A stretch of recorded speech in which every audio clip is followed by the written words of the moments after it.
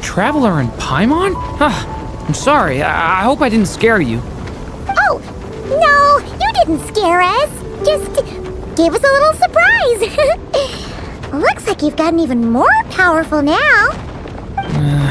I don't know. It just feels like it's gotten harder to control. I didn't mean to strike so hard. I'm so relieved you didn't get hurt. It's all good. We've had worse. No, don't worry about that. It's been very stable ever since I got this body. Albedo made sure of that. What you saw just now is something that only started happening recently. Maybe I'm still acclimating or something. I'm sure it'll clear up over time. Anyway, what brings you here? Did you need something? Well... The day that the writer and the watcher crossed paths was the day that the magic known as storytelling was born. So, she asked us to come. Miss Alice? Oh, you too? I guess I really do need to work on my impression. Well, never mind that. It's been too long, Mini Durin. And please, that's Aunt Alice to you. I have brought you and the Traveler together here for a very important purpose. It has to do with your mom. My mom? Indeed, fairy tale author extraordinaire, Anya Marie Andersdottir. See, I knew this would be right up your alley. Now then, if you'll open the book, I will begin narrating.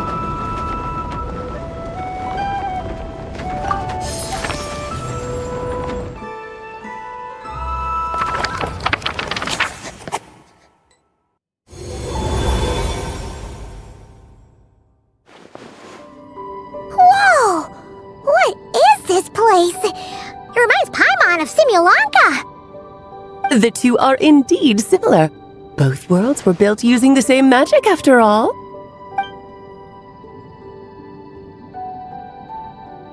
Aha! So it is Alice! Hello, Aunt Alice? Oh, no need to be shy. Just think of me as one of your mother's dearest friends. You keep talking about stories and magic. What's this all about? Simulanka 2.0 or something? Certainly not. Simulanka was a peerless masterpiece. Without the original author, it would be impossible to create a sequel, even for me. But you are right about one thing. Just like last time, I want to show you a work of magic that has to do with storytelling. What's this? This is your mother's dying wish. My mother's dying wish was a book? Let me answer that with a question. What do you suppose would be a writer's greatest regret? Have you ever read a book called The Little Witch and the Undying Fire? Oh, that's because it was the work of more than one person. It began as a little game at our tea parties. Each of us took turns writing the next part of the story. I wrote the first volume, then the other mages took their turns. Em was tasked with writing the final volume and tying everything up. But by the time everyone had finished writing their parts, Em had passed away. Oh, it was a terrible shame. A true tragedy. And that is the answer to my question. A writer's greatest regret is to leave a story unfinished. But all is not lost. I couldn't stand the doom and gloom of it all, so I went ahead and wrote an ending myself on her behalf. Then what's this book? This is the answer your mother gave to the same question. In her eyes, this was her greatest regret. She made me promise that I would bring it to you because she believed the only person who could resolve this regret is you. So my mother's greatest regret is another unfinished story? You could say that. And I guess resolving the regret means finishing the story? That's one way to put it. Oh, is a straight answer too much to ask for? Her answer was quite the opposite of what I'd expected. But oh, how touching it was. I'd love to tell you what she said, I really would. But that would spoil the plot, and we can't have that. Spoilers ruin everything. Oh. Just think of this task as giving a story a much-needed ending. All I ask is that you do your best. I understand. But I only just started learning human script, and I don't have any writing experience at all. Relax. Why else do you think your dear aunt went and found you two such wonderful helpers? With their experience, you'll have so many story ideas you won't know what to do with them. So don't be shy to ask lots of questions. Yeah, if it's to help Durin fulfill his mother's dying wish, then we're in. Aunt Alice, could I ask, what kind of story was my mother hoping to write? I had a feeling this might come up, but that answer isn't mine to give. You'll have to find it yourself, here inside this book. Don't worry, we'll help you come up with loads of ideas. Yeah, let's find a nice spot where we can settle in and read through this thing. We could even get some snacks, too. Ooh, the actual process might not be quite the walk in the park you're imagining, Paimon. Why's that? Because when Em created this book, she borrowed my magic. In other words, it's not a book you can just pick up and read. It's a magical book. Its chapters are scattered through memories of the past. Gather them all, and the book will show you its secrets. So, where are we supposed to find these memories? Em left a trail of clues for each unfinished chapter. Follow the hints, and you'll find them.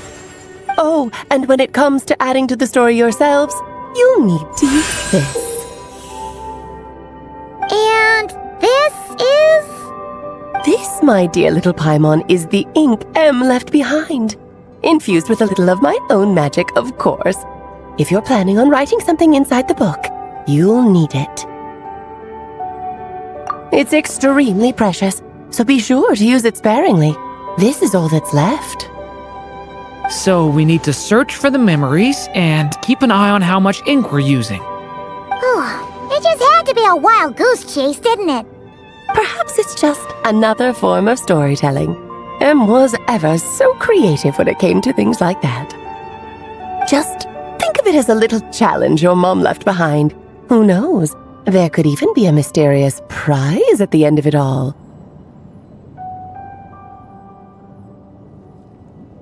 I don't care about that. This was my mother's dying wish. Whatever it takes, I'll find a way. Yep, with the two of us by your side, you'll be just fine. Okie dokie, that should be pretty much all you need to know. Oh, and once the story's complete, do let me have a little look-see, okay? I've read everything she ever wrote, so naturally, I can't miss this one. of the time, you're pretty hard to pin down. Don't worry, I'll know when you're finished. Just wait for me to reach out. All right, off you go. I can't wait to hear how the story ends.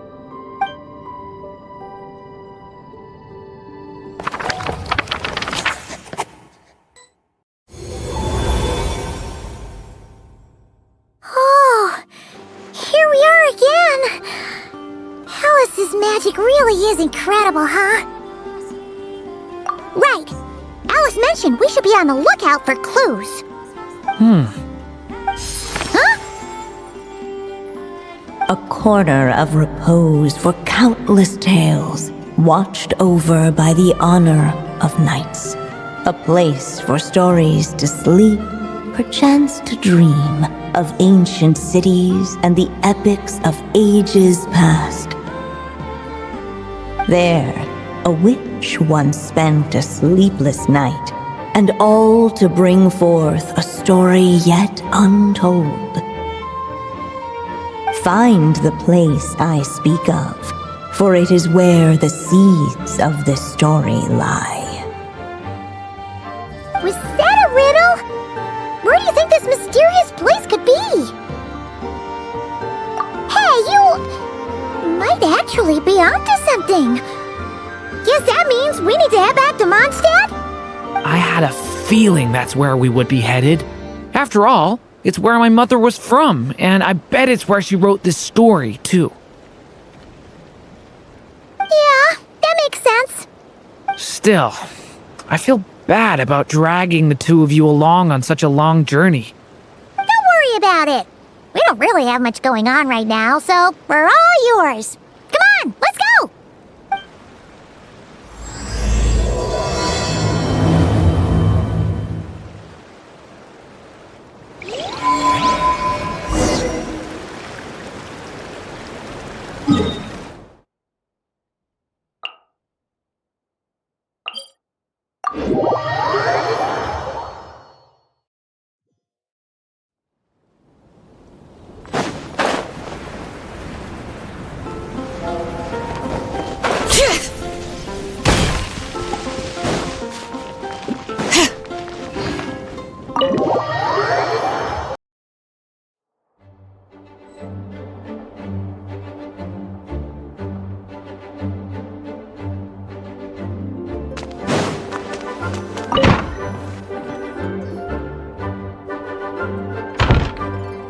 The Mondstadt Library, huh?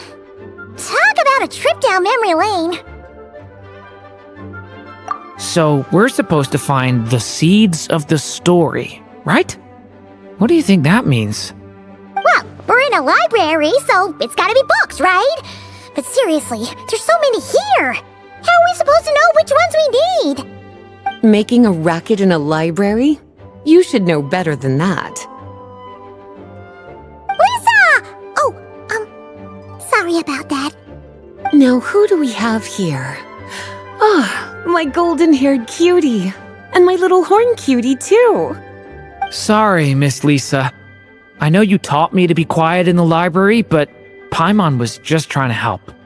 Please don't be too hard on her. Well, it has been far too long since we saw each other, so I suppose I can let it slide just this once. Back when he first arrived here, poor Jean wasn't sure what to do with him, so I stepped in to lend a hand. I figured if I can handle a boy raised by wolves, then teaching one who's part dragon should be a walk in the park. Nice! Sounds like Durin was welcomed with open arms. Why, of course. Now, let's save the reminiscing for another time. I'm sure you're here for a reason. Did you need to borrow some books? It's kind of hard to explain. Maybe you could take a look at this. Oh?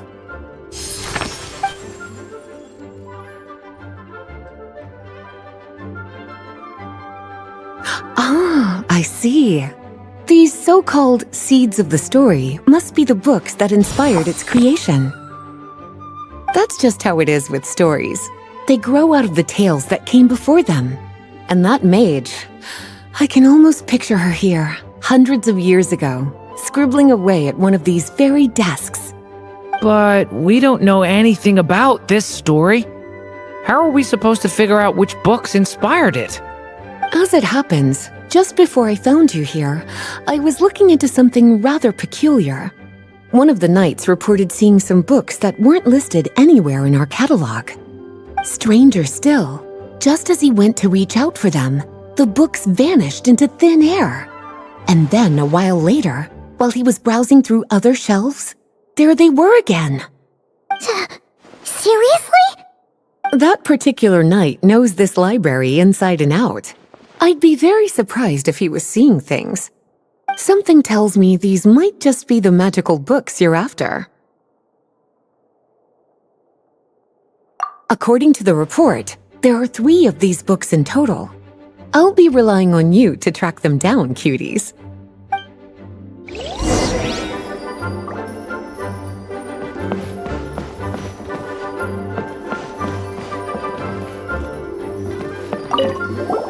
Oh, wait! Did Klee write this one? Should this even be here? We better show it to Lisa.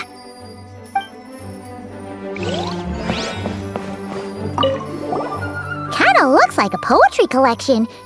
But why is part of the title missing? Let's see what Lisa makes of it.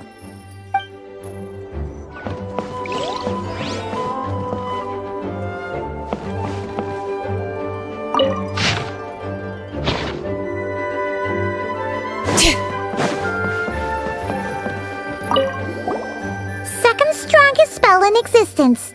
Do not show Klee. Wait, there's actually a book like that right here in the Mondstadt library? That title's just gonna make people even more curious. Huh. There's definitely something fishy about this one.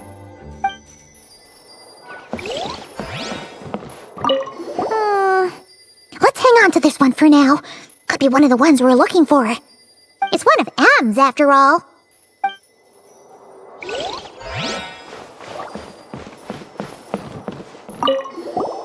An experiment log. Looks like part of the title's been erased. There's something seriously suspicious about this book.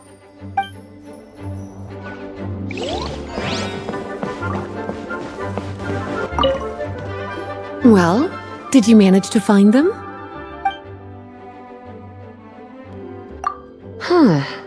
This book definitely doesn't belong here. Yeah, we can tell just from reading the title. Albedo was the one who brought it in. He suggested I place it on the restricted list and keep it sealed away. Why? He said it's full of forbidden alchemical formulas, some of which could even result in the creation of dangerous monsters. Apparently, the danger it posed was so great, he didn't even feel like it was safe to carry around or keep it in his workshop. Really? Definitely sounds like it shouldn't be here then. Still, if that mage read this book too, it must have been written a lot earlier than I'd imagined. Well, did you manage to find them? Truly extraordinary, and certainly not the kind of thing that should be just lying around. In fact, Miss Alice gave strict instructions about it. So, it's some kind of book of spells?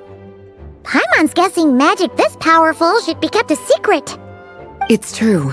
This book does contain one of Miss Alice's spells.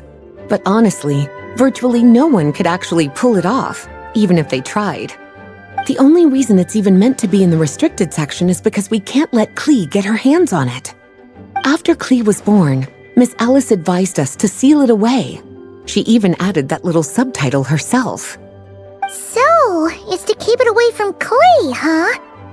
Does that mean she could use it to cause even more mayhem than she already does with Jumpy Dumpty? No, that's not it. As Miss Alice herself put it, letting Klee see it too early would spoil the surprise. Well, did you manage to find them? Yes, this is a restricted book, all right. It certainly isn't supposed to be here. Huh. But it looks like a regular poetry collection. How did it end up being classified as a restricted book? The issue lies with one of the poems inside. You've heard of the great battle that took place on Dragonspine, yes? 500 years ago, during the cataclysm in Conria, an evil dragon descended upon Mondstadt. A fierce battle with Dvalin ensued, but in the end, the evil dragon fell, and Dragonspine became its resting place. You're talking about Durin. The Durin of Dragonspine. Well, the poem in question turns the whole battle into a dance, with the evil dragon recast as an innocent child who came here in search of friends. But given all the suffering experienced at the claws of that dragon, how could the people of Mondstadt accept such a retelling? Bards are often accused of inventing history or distorting the truth in their ballads. But this one hit a bit too close to home. And since the knights back then were unable to track down the author, they decided to ban the entire collection, blot out the title, and seal it away for good. So the version in the poem, it was all a lie? I'm afraid that question is something only the dragon himself could answer. Well, would you look at that? Seems like these are the little troublemakers you're after. And all three just so happen to be forbidden texts. What kind of story requires reference material like that, I wonder? Forbidden texts? You know, the first time you mentioned that the library had a restricted section, I thought you were just trying to scare us. Are you saying it actually exists? Not really something you should be poking your little nose into, is it, cutie? Sorry. Seeing as it was Miss Alice who asked you to look for these books, I won't question the matter. But they'll need to be sealed away again once you're done, so don't forget to return them. Don't worry, Miss Lisa. I won't forget. Well then, that's all from me. After all that hard work, I think I've earned myself a nice cup of tea. All right, we've gathered all the reference books. What's next?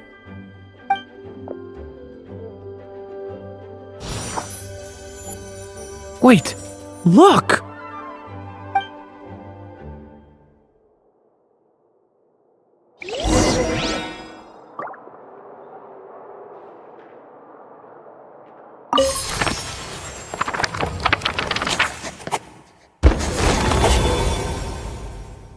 Long, long ago, an evil dragon descended upon the human world, bringing terrible calamity in its wake.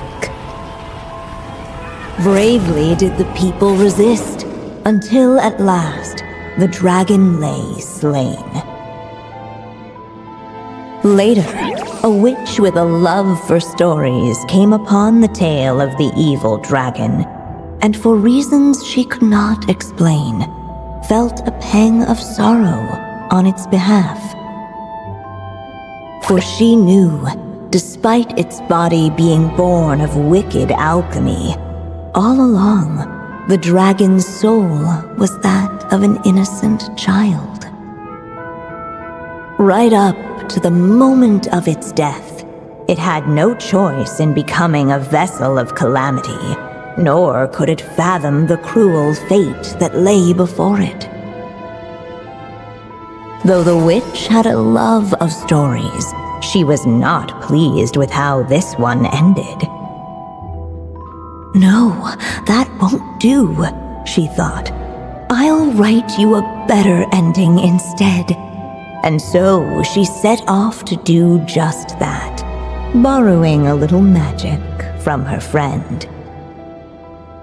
With it, she wove a dragon's egg, resolving to rear a dragon child of her own. Yet long in thought she lingered, wondering what kind of world her little dragon ought to behold upon waking.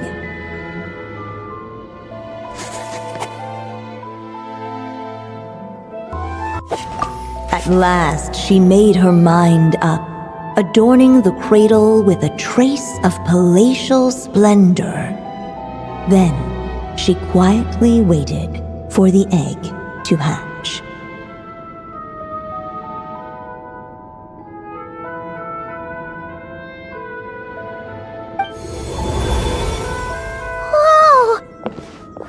actually inside the story!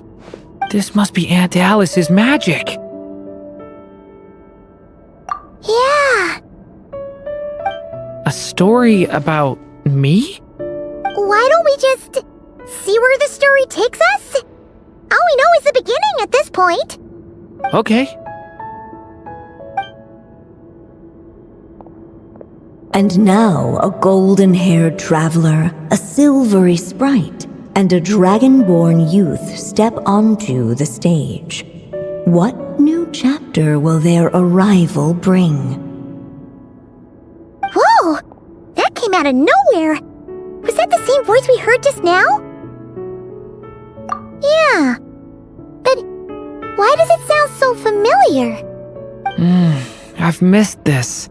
It's just like the stories my mother used to tell me. You mean... Em? She used to tell you stories? Yeah, she loved it. Back when she was still alive. Sorry, we should focus on what we're here to do. So, now that we're in the story, what's next? The dragon youth wondered aloud. Yet all he could do was wait for the story to unfold. Of course, there's something to be said for helping it along. Perhaps a little exploration could prove fruitful. Oh! Is that a hint? Yeah, I agree.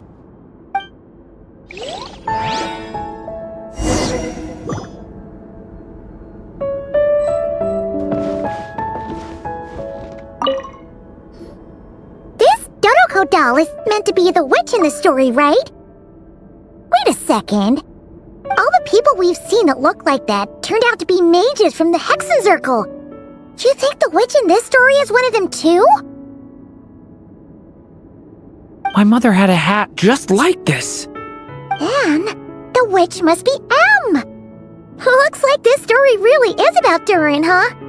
Whether the sprite spoke true or not, it had little bearing on the story at hand. For in that moment, what mattered most was not that she was a witch, but a mother waiting for her child to hatch. Let's keep looking.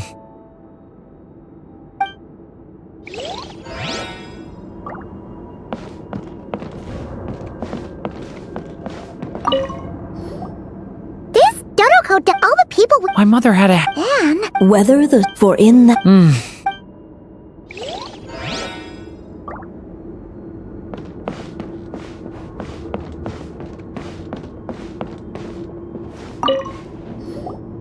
this must be the dragon egg, right? Looks like it's gonna hatch any moment now. So we've got a dragon egg about to hatch, a witch who loves stories, and that evil dragon we heard about at the beginning. Yep, it all adds up. This is my story, isn't it? Okay, so how are we supposed to help the story along? It feels like all we can do right now is wait. Apparently, it hadn't dawned on the group to look for a way to help the egg hatch faster. Oh, right! We're at the point in the story where we're waiting for the baby dragon to hatch, so that has to happen before the story can continue. With the flames at his command, perhaps the dragon youth might be able to provide the egg with sufficient warmth. What? You want us to roast the dragon egg? The silvery sprite's surprise betrayed her lack of reading, for in countless tales it is told that only by fire's embrace will a dragon's egg hatch swiftly. Huh, you kinda have a point there. Okay, I'll see what I can do.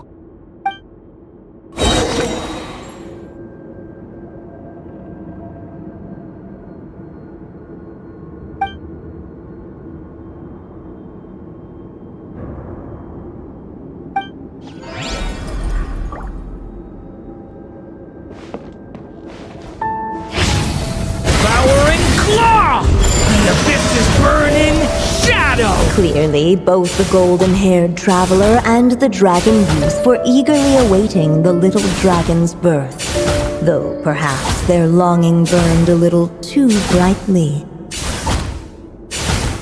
Still, such fiery anticipation might itself become a blessing.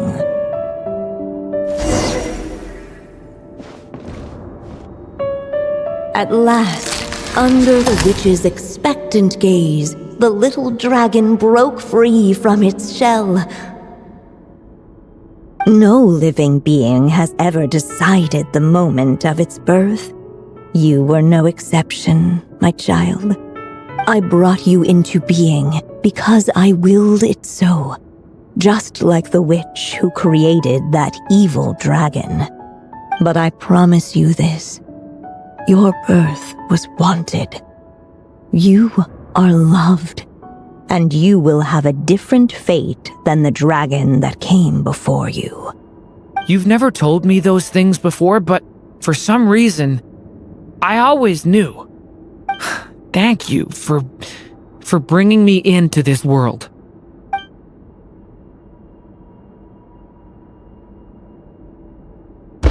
The waiting witch did not feel lonely, for she had 3 visitors by her side. Together, they beheld the hatchling's first breath of life. Holding her dragon child close, the witch promised him a life unlike that of the evil dragon. And so, nestled in his mother's warm embrace, did the little dragon's story begin.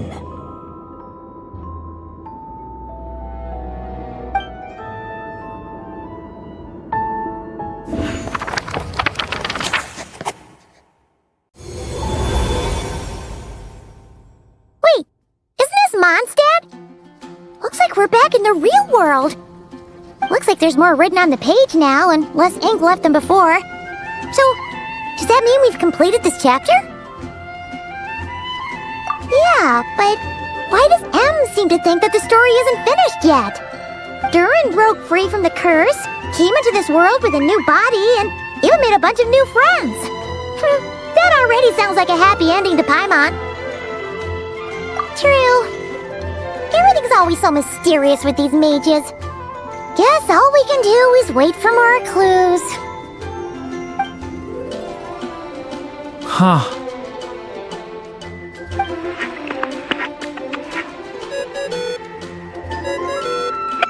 Is this thing on? All right, that should do it. Hey, that's Alice's voice! Hello there, children.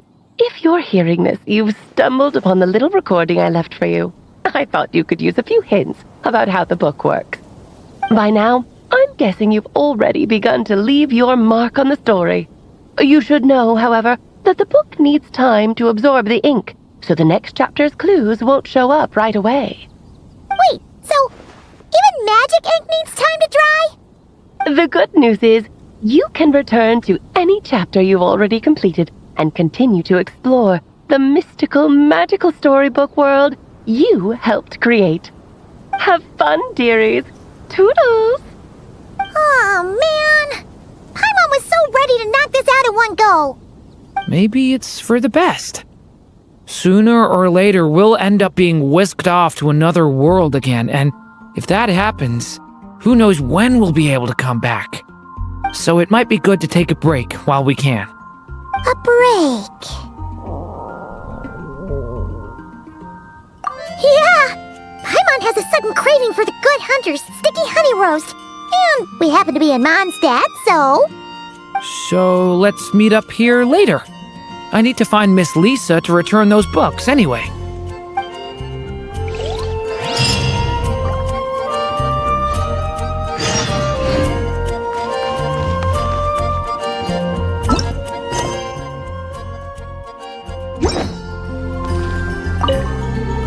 Aunt Alice said we can return to the story world at any time.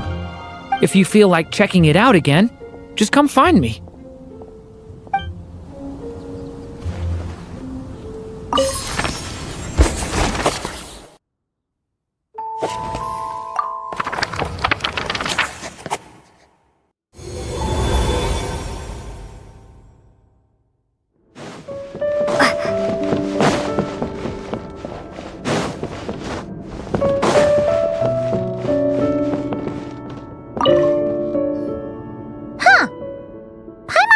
remember seeing this many manuscripts last time we were here. So, she wrote this many books even after Durin was born? Let's see. Weird. Is it just that Paimon hasn't read enough, or were none of these ever actually published? Wonder which story these are for. Well, looks like a lot of work went into it, so it must be a pretty great one.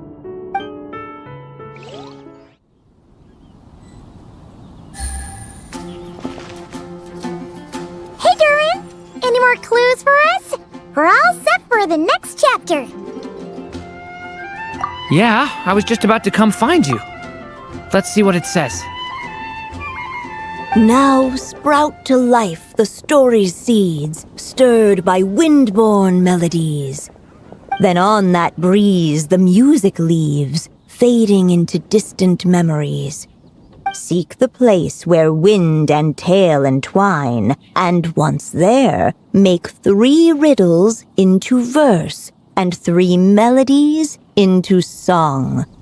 For in poetry and song will this story start to blossom. Come on! Another riddle? All that talk about wind and melodies? What do you think the answer could be? Oh! Care to elaborate? Wind? Music? Poetry? Tone-deaf bards gotta know the answer. You mean Lord Barbados? Albedo introduced us when I first arrived in Mondstadt. I mean, someone like me was bound to catch his eye sooner or later. It's better that it's out in the open anyway. Now, how should we track him down?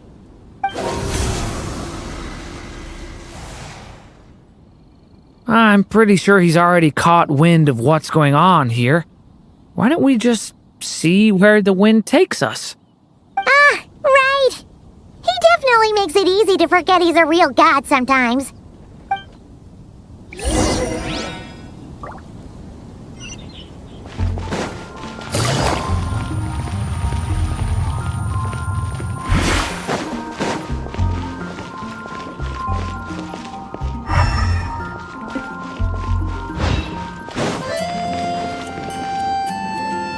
Traveler, Paimon! What a sight for sore eyes! And the little dragon from the fairy tale world. I heard your voices calling out to me on the wind. Something about needing help with a riddle? Sorry to disturb you, Lord Barbados. Disturb me? Not at all! To tell you the truth, I'm just as curious about this riddle as you are. Let me take a look.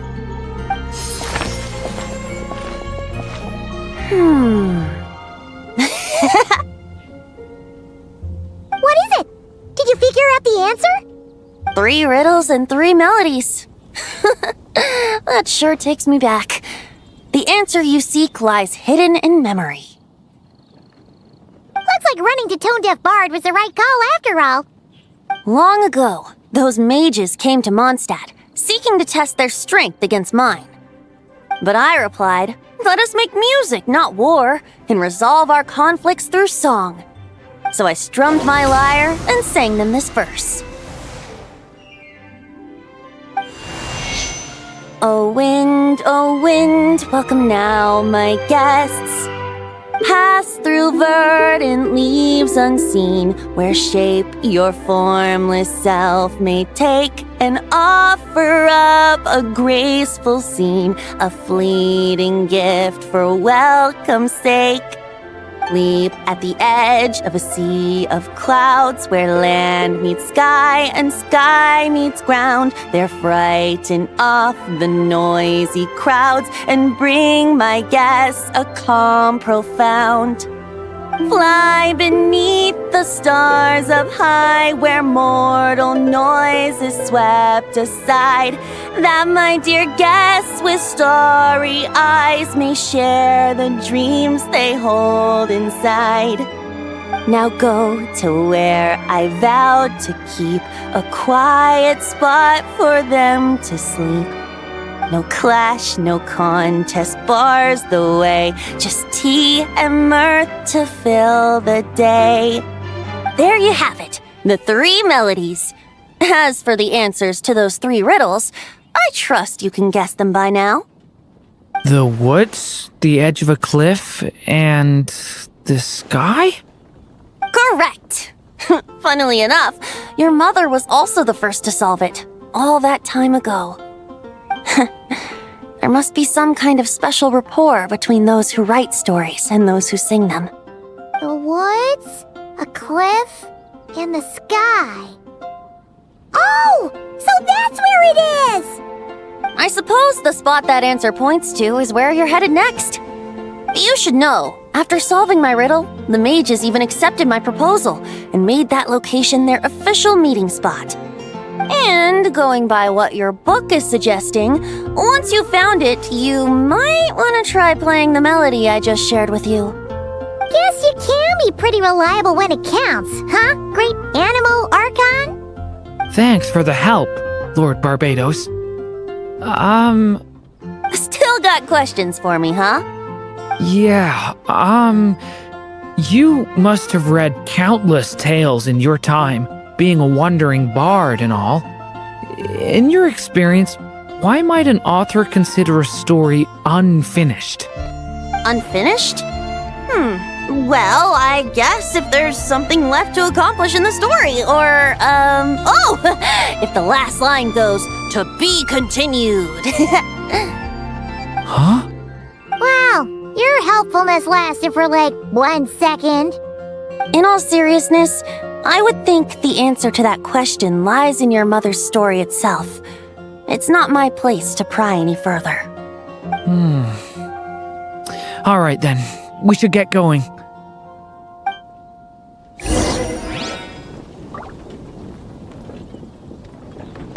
I wonder when their next meeting will be.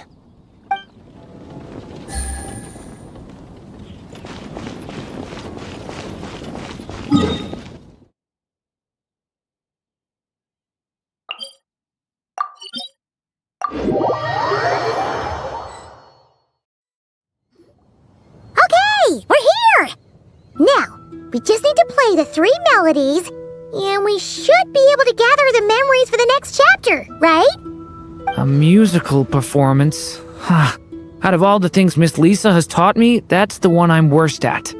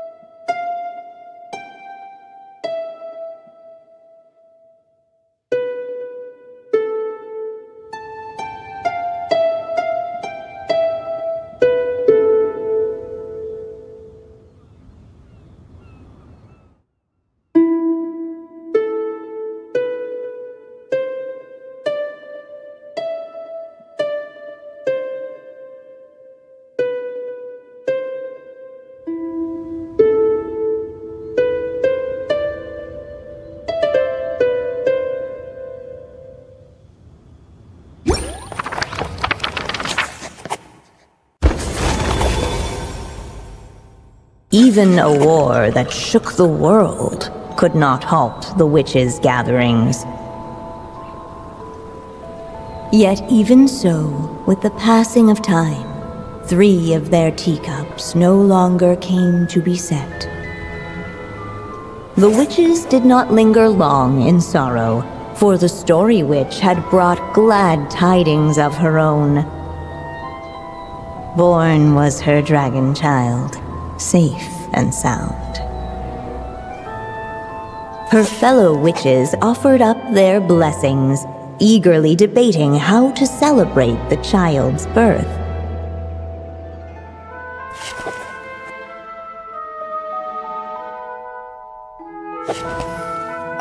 In the end, they settled on the sweetest candy they could find. After all, what could be sweeter than the arrival of new life? And so, the witches' gathering turned into a birthday celebration.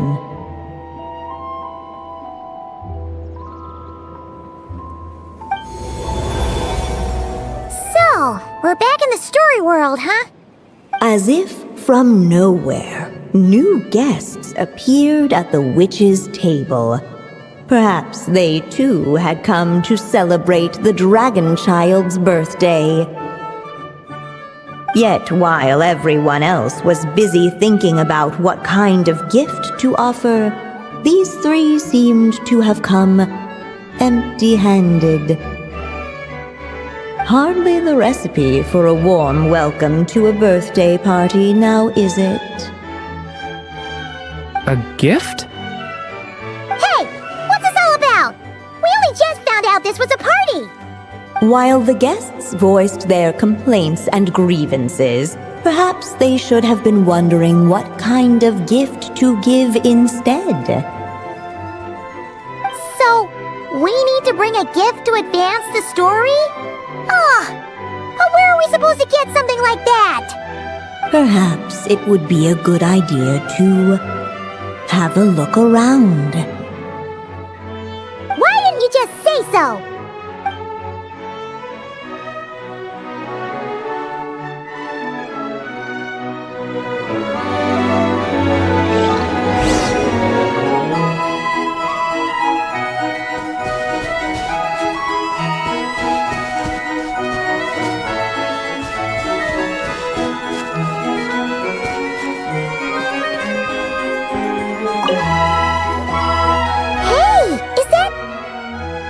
Other Durin?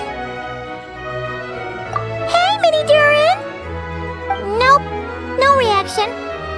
Seriously, did he doze off at his own birthday party? Brought to life by the witch's magic ink, the dragon child played with animated glee each time the tip of her pen danced across the page. Yet she could not spend all her time writing. For the upcoming witches' gathering, she had no choice but to set down her pen. But before doing so, she wrote one last line. So did the child drift off into blissful slumber. Well, that's a bit convenient. Strange. I don't remember ever being at any of the mages' gatherings. When exactly was this birthday party supposed to have happened? No wonder you don't remember. From the looks of it, you were probably fast asleep at the time. The witches went on chatting away, ignoring the empty-handed guests.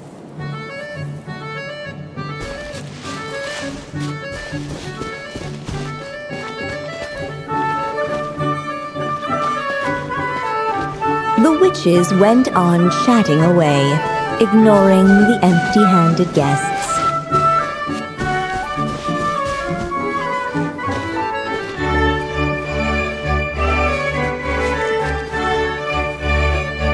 Hey! Could we use these as gifts, maybe? At last, the guests found something to give the dragon child. Guess that's a yes, then. Which one should we go for? Still, the guests wondered, what kind of gift might the little dragon really want? Should they put a warrior's sword in his hand and send him out on an unstoppable quest to save the world?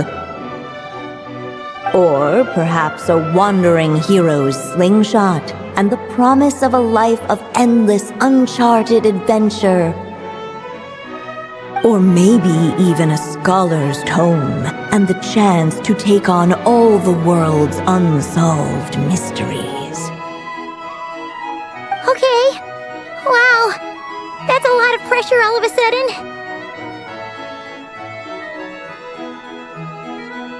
Oh yeah. Technically, we're actually picking a gift for you. So, which one would you prefer? You want me to choose? Wow, this feels kinda special. How come? For as long as I can remember, I've spent most of my time living in the stories my mother created. I always thought my mother had everything written out for me already, just like the toy figures in Constellation Metropole. What I wanted to do with my own future. That's something I've never really thought about. What did I want back then? This is the first time I've ever asked myself that question. Sounds like this is the perfect opportunity to answer it then. It's been a while since you left Simulanka, and after everything that's happened, it might be about time to start thinking about your future. Then let me give it some thought.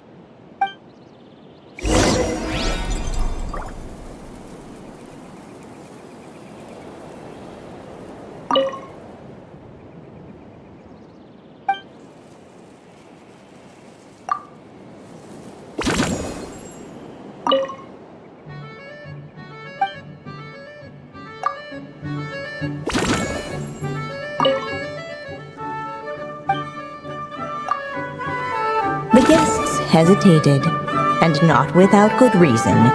Given how much this gift would mean to the little dragon, a bit of careful thought could go a long way.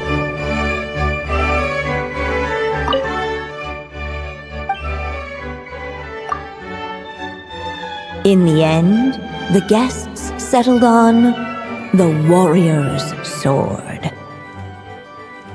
So, your dream is to become a warrior? I just really want to be able to keep people safe.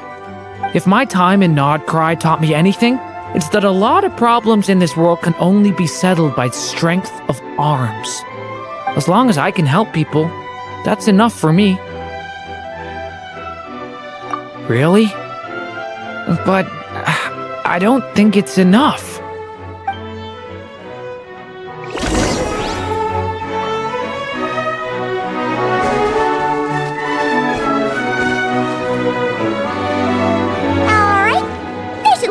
Now that we've got a gift, right?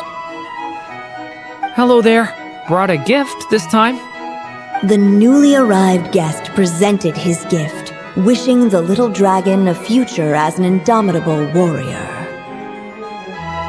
Accepting the guest's blessing, the Story Witch invited him and his friends to take their place around the table.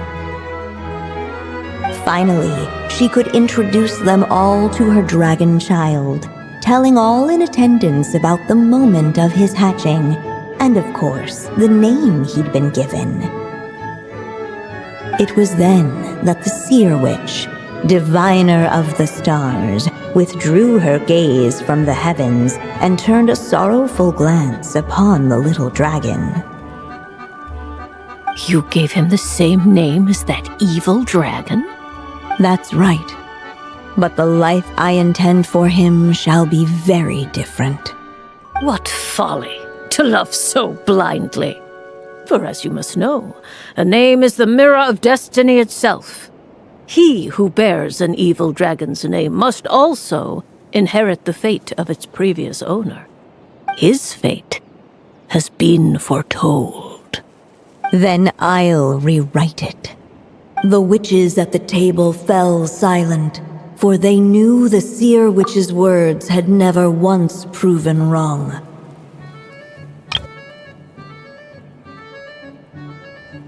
Yet, just as clearly, they recognized the Story Witch's resolve, for there is scarce a force in this world more fearsome than a mother's love. At last, the Merry Witch stepped forward, dispelling the uneasy silence. So be it. Then we'll all lend a hand. Together, we shall rewrite this child's fate. You mean to defy one of the fundamental rules of this world? I refuse to be shackled by such rules. Besides, this is a witches' gathering, is it not? What could be more fitting a subject for this occasion than to defy them? Oh? Sounds like an interesting experiment. I suppose, were we to succeed in this endeavor, we might bring a touch of wonder to this otherwise dreary sky of stars.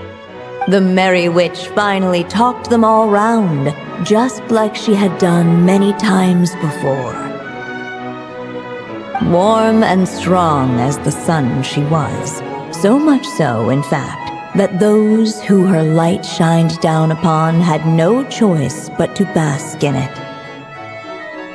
And so the witches readied their gifts, 3 marvels of the cosmos.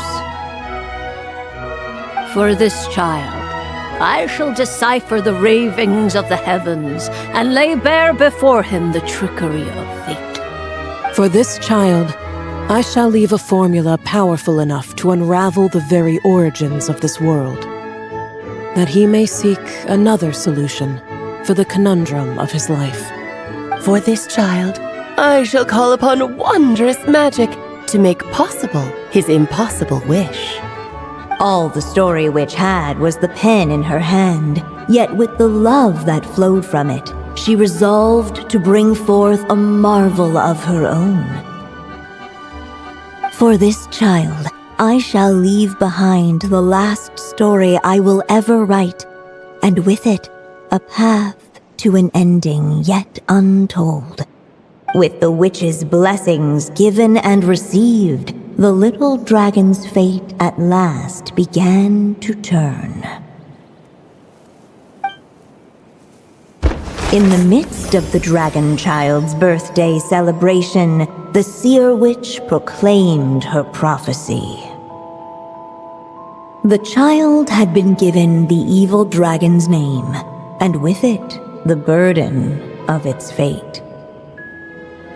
But hearing this, the Story Witch vowed to rewrite it all, for such was her love and resolve. And so the other witches offered their gifts in turn, marvels as rare as any in the cosmos. Together, they sought to test one of the fundamental laws of this world, in part to support a mother's love, and in part to sate their own curiosity. Oh, and I almost forgot. Our new guests came bearing blessings of their own. Who knows? Perhaps this extra bit of courage might be all the little dragon needs to change his fate.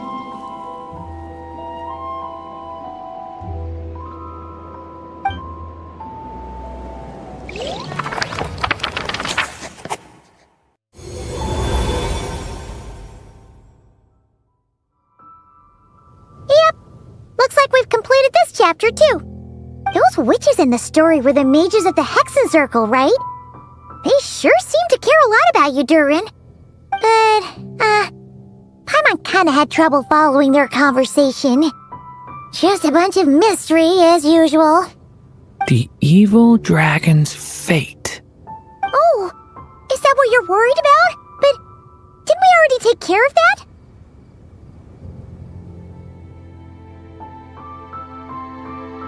Ah, the mages must have had a hand in that, too. Also, I was just thinking, which part of the story are we even meant to be completing? Oh,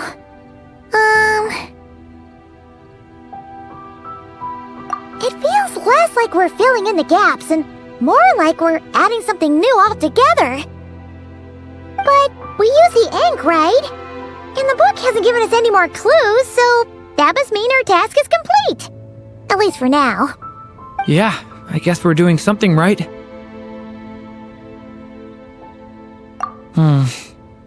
Maybe I'm overthinking things. It's just, this is my mother's final wish, so I don't want to mess it up. Anyway, thanks for all your help. I'll let you know as soon as the book reveals a hint about the next chapter. Okay then. See you in the next chapter.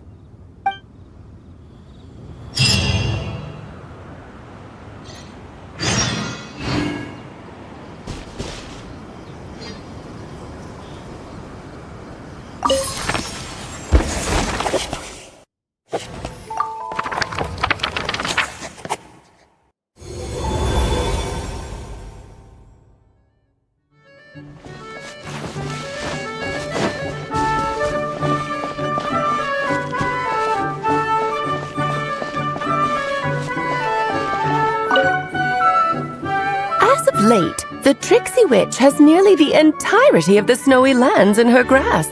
Now none but the Tsar can command her submission.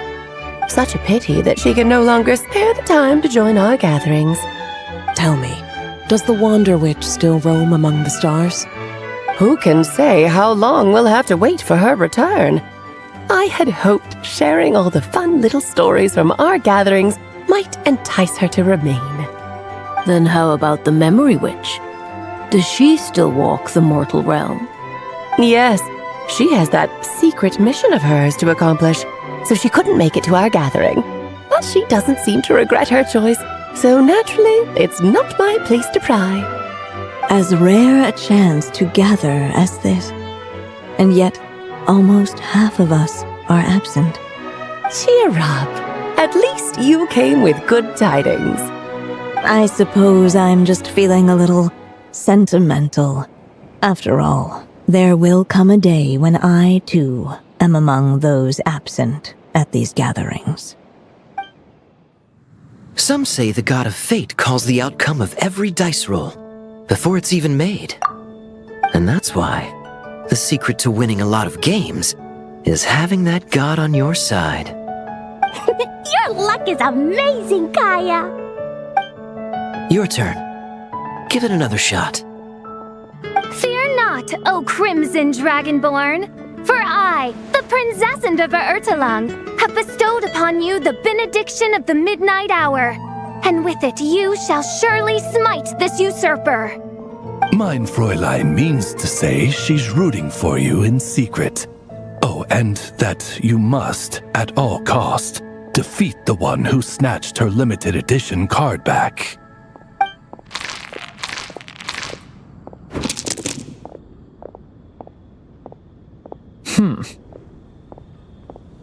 I'm not too sure if that counts as good luck or bad.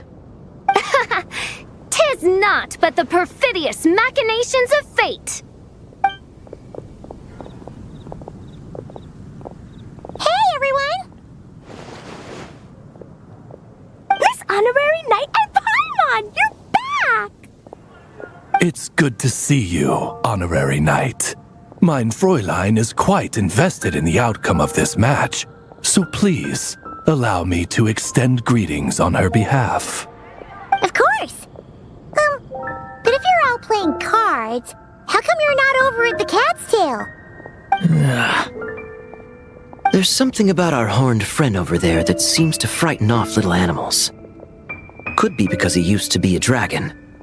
Normally, the animals just steer clear of him, but in the close confines of the Cat's Tail, let's just say, the feline residents probably consider it their turf. And we all know how dangerous a cornered cat can be. I just wanted to borrow one of their nests for a nap. One of their nests? Wait, you mean a cat sofa? Yeah, it's more comfortable for me. I can stretch out just the way I like. But it turns out the Black Cat and his minions are quite territorial. Luckily, Miss Diona helped smooth things over, and they finally agreed to let me use one. But, I only get to use it after dark. Oh, Diona stepped in! You know, underneath it all, she really does like helping people. The more likely reason is because Durin won't touch a drop of alcohol. As far as Diona's concerned, that pretty much makes them two peas in a pod. It's a shame, really, considering everything Mondstadt has to offer in that regard. Mondstadt's alcoholic drinks are a bit too much for me to handle right now. But maybe someday. There's no need to force it. Who says you have to drink just because you're in Mondstadt? Yeah, it's just, I'd really like to make some more friends, so I need to learn how humans socialize. I guess alcohol is usually involved, though. But that's why I started learning how to play Genius Invocation TCG. It's also a kind of social activity, but it doesn't involve drinking. And I've been lucky enough to receive the guidance of the Prinzessin de Verurteilung herself. Exactly! Who needs alcohol when you can make friends playing card games? Speaking of which, need any tips from the master over here? You'll wipe the floor with that opponent of yours. Paimon guarantees it. Unfortunately, with the luck he's having, not even that legendary card master from Sumeru could turn things around at this point. Yeah, that last roll wasn't great. But who knows? Maybe you'll have better luck next time? He keeps getting the exact same roll over and over. This is the third time already. If there really is a god of fate, they could have cut this kid a bit of slack. Like, I don't know, make it possible for him to roll at least one other side of the dice? I think I've lost. Must even a dragonborn, sanctified by the power of benediction, succumb to fate's insidious snares? Don't be sad, Durin. You'll definitely win the next round. You can even borrow Dodoko if you want. Mom says she brings good luck. Thanks, Klee, but there's something more important I need to take care of now. Oh, okay. So, the book's given us another hint, right? Yep, and I think I've guessed where we're headed this time. Come on, follow me.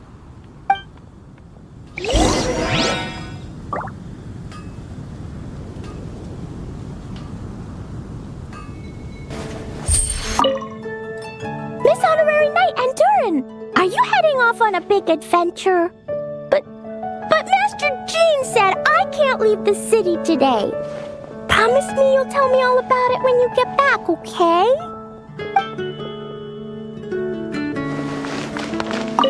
Not every day you're back in Mondstadt, huh? Care to grab a drink if you're free? So be it. Such are fate's accursed wiles. Haven't you heard? There's a strange wanderer near Wolven. Ugh, where's that stench of booze coming from? Ugh, it's gotta be him! Ugh!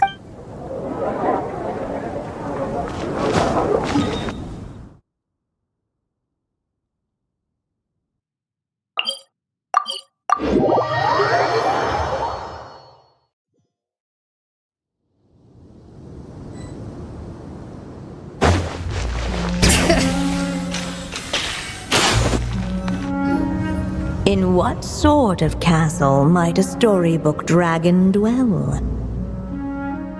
The witch turned to a mighty dragon born upon the wind to seek her answer. From afar, she beheld a solitary castle, standing lonely beneath its wings, and wrote it into words. Its walls kept out the wind and rain, yet also cast a solemn shadow. Enveloped by their shade, the story's boughs were lulled into a torpid slumber and reached no further skyward. So that's the clue. I think we're meant to find a place where dragons live, and this time, in the real world. I asked around, and it just so happens that there's a place like that in Mondstadt.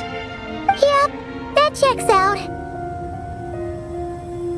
I've heard that the dragon here is called Dvalin, and that he's a magnificent creature. I hope I get the chance to meet him. Wait a second. Do you think having the two of them meet is the best idea? You know, considering everything that happened in the past?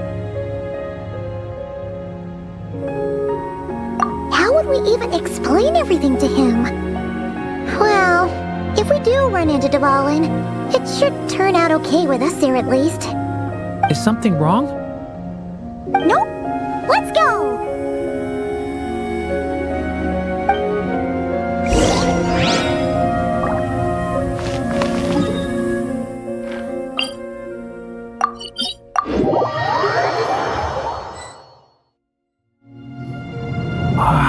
So, this is where Dvalin lives? Yeah, right into the middle of a raging storm. If you're afraid of getting blown away, Paimon, you can always hang onto my sleeve. This isn't Paimon's first rodeo. Come on, let's get going!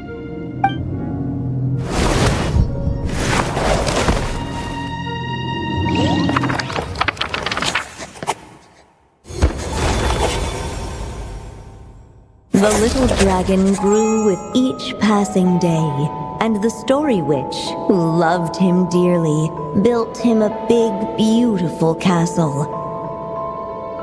Yet in the end, she herself succumbed to time's merciless march, setting forth on a journey to a place beyond even the stars.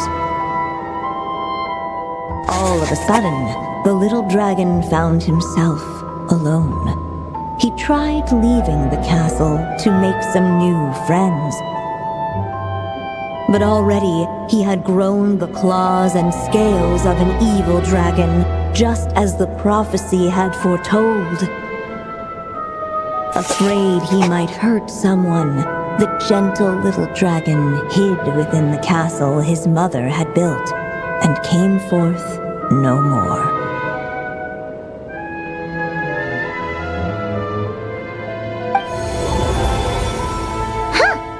We're back in the story world. And from the sounds of it, this chapter must be about Simulanka, right? Yeah, like the fairy from the Forest of Blessings, the king of Constellation Metropole, that cat lady who turns into a box. Ah, yep.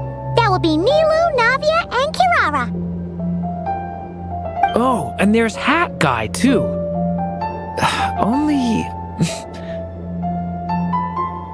Only lately, whenever I see Hat Guy, I get this strange feeling. What kind of feeling?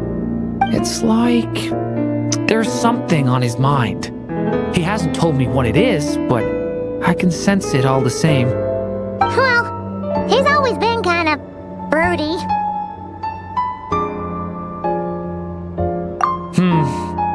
I guess I should focus on fulfilling my mother's final wish for now, though. Yeah, we should get started on this chapter. So, let's track you down and free you from fate's curse once again. That day, a small band of adventurers suddenly arrived beneath the castle walls.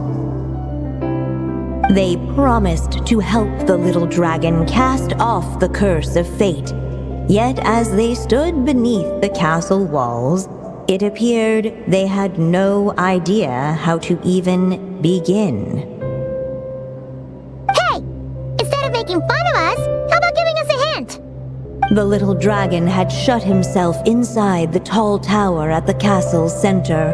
Anyone who wished to reach him must traverse the barriers that wall off his heart, for there is no other way. Looks like we're in for another long one. Let me try something. Ooh, do you have an idea? If that little dragon in the tower used to be me, then surely I'd know how he shuts people out better than anyone. Come on, follow me.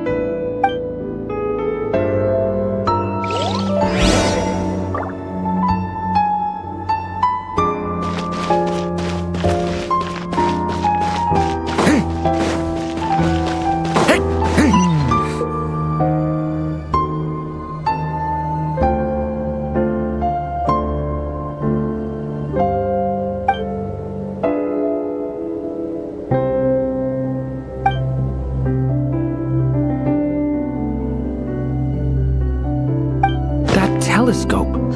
I've seen magical tools like that before. It should come in handy.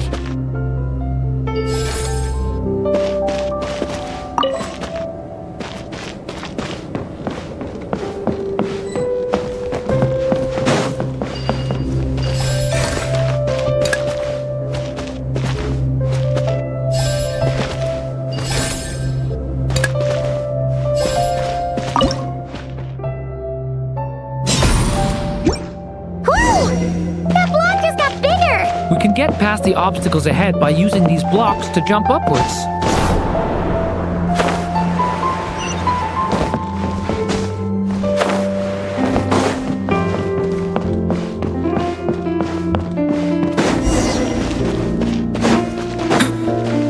Yeah!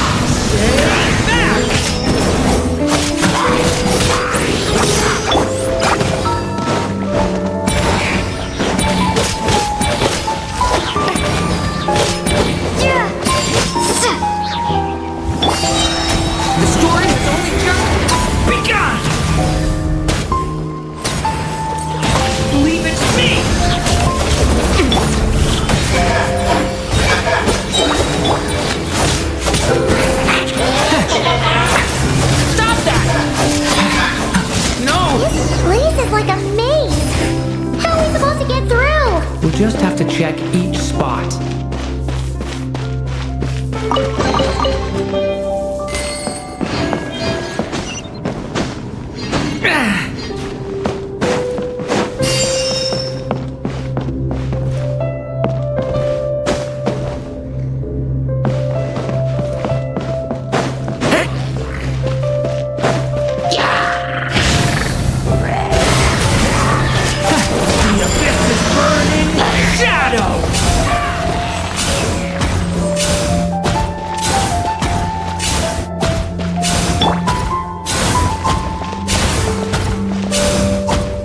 Be able to use this block somewhere.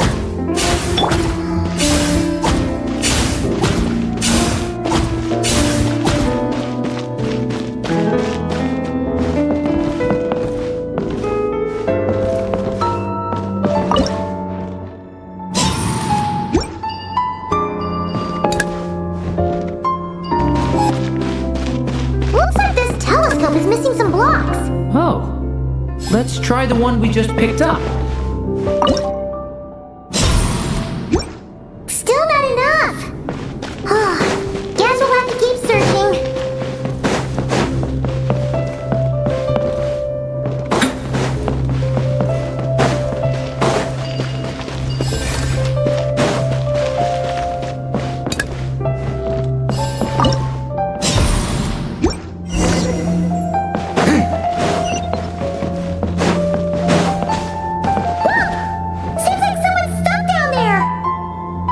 Should they continue towards the tower, or plunge into the shadows to rescue those in need?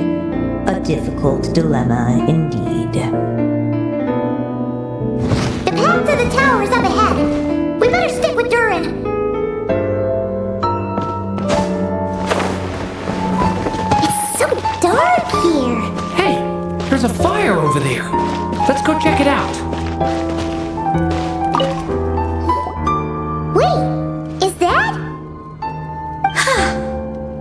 Pixie that can fly. Are you here to help the dragon break his curse too? Oh, what's this? More brave adventurers bold enough to set foot in this castle?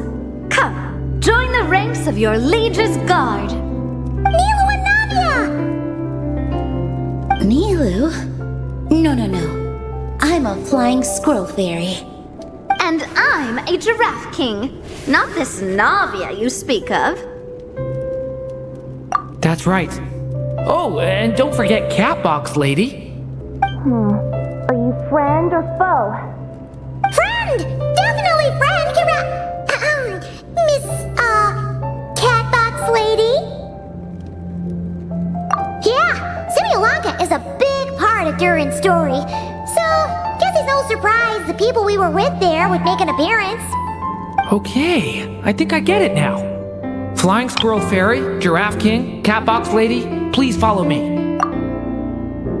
The shadows cast from the high walls of the tower were manifestations of the dragon's loneliness, barring the path of any visitor who wished to be his friend.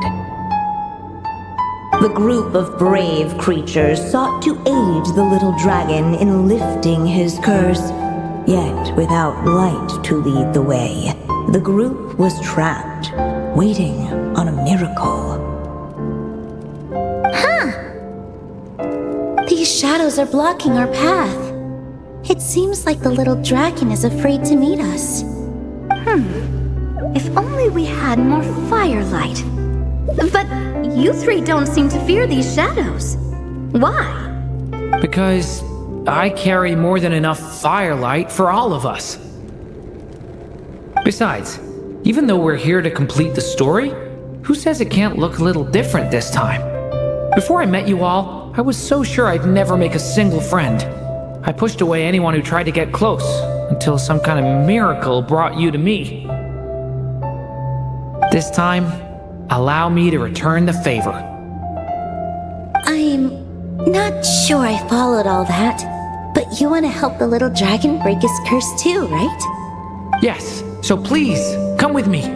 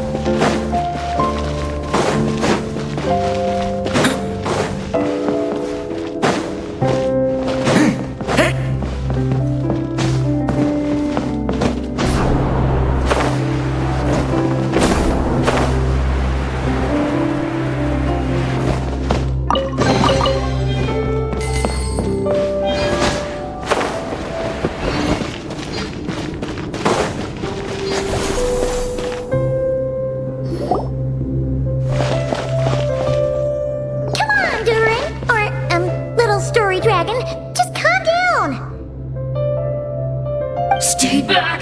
I don't want to hurt you!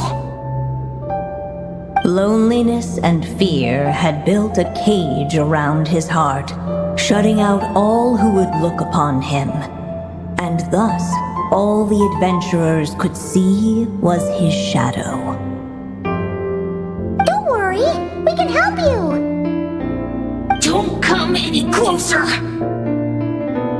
And that was the last the little dragon spoke. How are we supposed to persuade him if he won't even talk to us? If you can still hear me, please listen to what I have to say.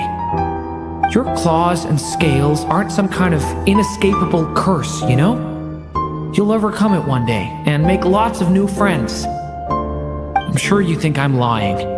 After all, no matter how many times you've tried to break it, nothing's ever worked. But this time is different. I brought your friends here to see you. Oh, what did you say? Hi, little dragon. I'm the Flying Squirrel Fairy, and I'm here to help you lift your curse. Will you talk to me? And I'm the Giraffe King. Don't be afraid, little one. We're not afraid of you. I'm just a cat in a box, but I'd very much like to be your friend too. These are... my friends? Yeah, they're your friends in the future you've been trying to avoid. I can promise you that. They're reaching out, so you just have to ask yourself one question. Do you accept? After a long silence, heavy footsteps echoed from the tower's shadows, but still, the one who made them refused to step forward. Though the cage to his heart had been unlocked, the little dragon remained ashamed of his claws and scales. How can I face my friends like this? Don't worry, little dragon. We're gonna offer up our blessings and make a wish to the goddess of fate to release you from your curse. Yeah, just like last time. Make a wish? To the goddess of fate? At that moment, the merry witch made her entrance. Hello, little one. Don't be afraid. With the blessings of your friends, your wish shall be granted. Alice? Wait, you're the Merry Witch from the story? Correct. It is I, the Merry Witch, creator goddess of this realm. And it just so happens the goddess of fate is none other than my dear friend, the Story Witch. I'm here to make good on my promise to lend her my second strongest spell. With this spell, she'll have the power to create an entire world. So naturally, granting your wish won't be a problem. Provided, of course, you receive your friend's blessings. But before we proceed, I must check something on her behalf. Little dragon, do you accept this blessing? I want to be your friend. So if you're offering, then yes, I would love to have your blessings. Were it not for the adventurer's blessings, this tale might have ended long ago. Thanks to them, another ending was now possible.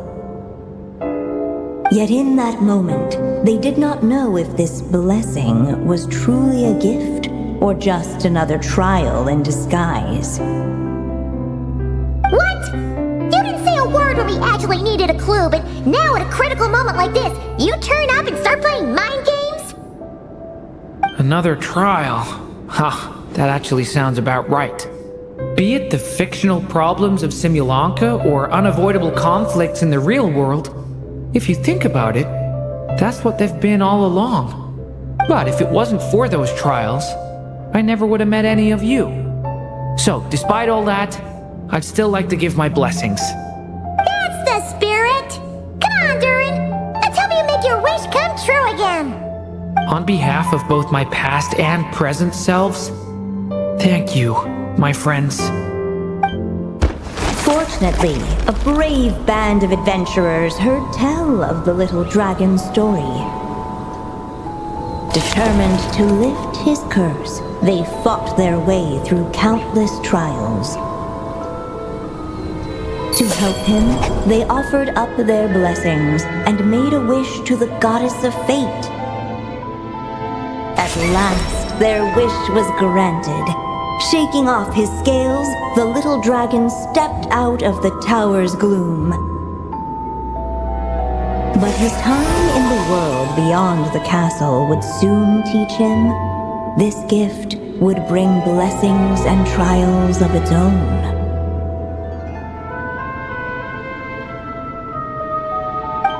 And as far as the little dragon was concerned, the tricks of fate had just begun.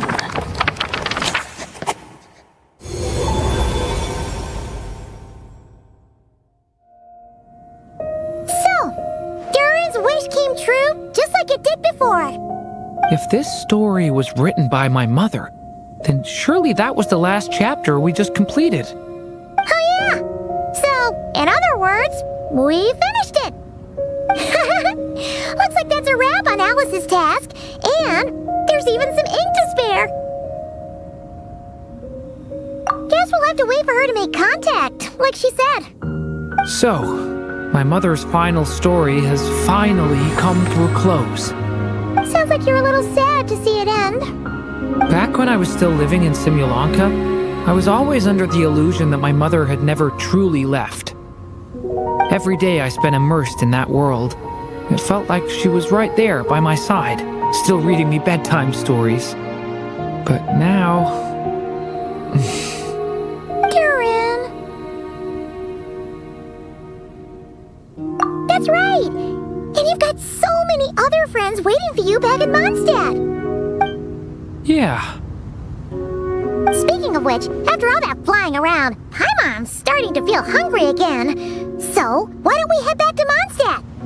Perfect excuse for a big meal with the rest of the gang. Now that you've fulfilled your mom's final wish, a little celebration seems in order, right? It's just a pity we never got to see that big, beautiful dragon. You were really looking forward to meeting him, huh? He might not be here all the time, but Paimon's sure you'll get a chance at some point. Alright, no worries. Anyway, since this feast is to celebrate me fulfilling my mother's final wish, I guess it should be my little treat. Pretty sure that's how humans do it, right? Nuh-uh. This one's on the Traveler and Paimon. Celebrating each other's achievements is what friends are for. Honestly, when it comes to who treats who, human rules are so complicated. See? He wants to be friends with you too. But the moment hasn't come. At least not yet. In any case, the story should have a better ending this time, don't you think?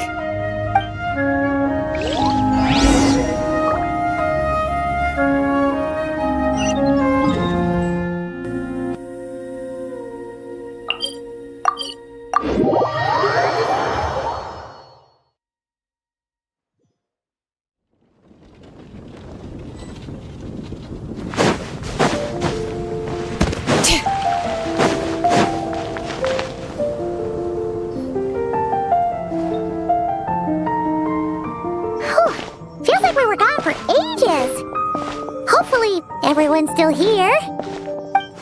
So, your adventure was a success, huh? Want to grab a drink to celebrate? Absolutely not! No booze allowed! This honorary knight, Durin! I want to hear all about your big adventure!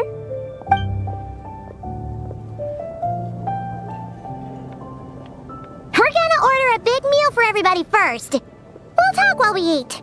Yippee! Excuse me. Did I hear you call him Durin just now? But wasn't Durin the evil dragon that fell on Dragonspine? Come on, miss! This Durin isn't that evil dragon from Dragonspine! Albedo said... well, it was kinda confusing. But anyway, it's super cool! Oh, him confused. Still, even if you hadn't met him yet, shouldn't you have heard about him at the very least? At this point, pretty much the whole city has.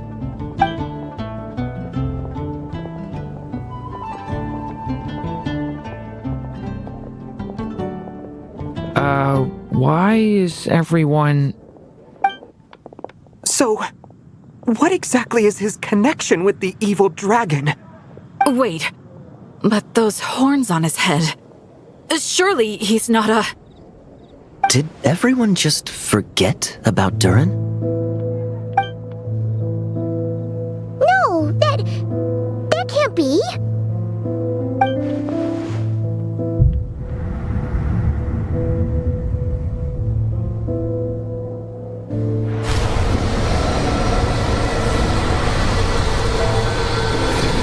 The tricks of fate had just begun.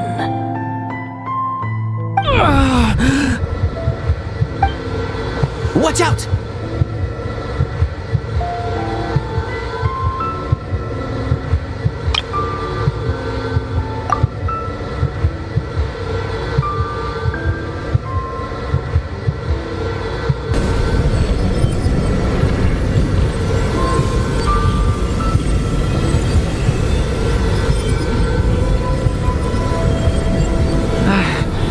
No one got hurt.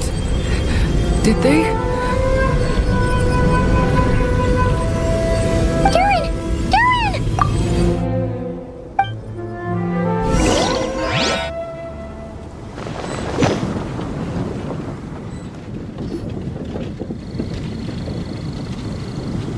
I just had Barbara check him over. He's not badly hurt, but he seems to have burned through a lot of energy fending off some kind of dangerous power. He'll need some time to rest before he wakes up. So, can someone explain what's going on here? It seems like, aside from Durin's close acquaintances, the people of Mondstadt have forgotten everything about him.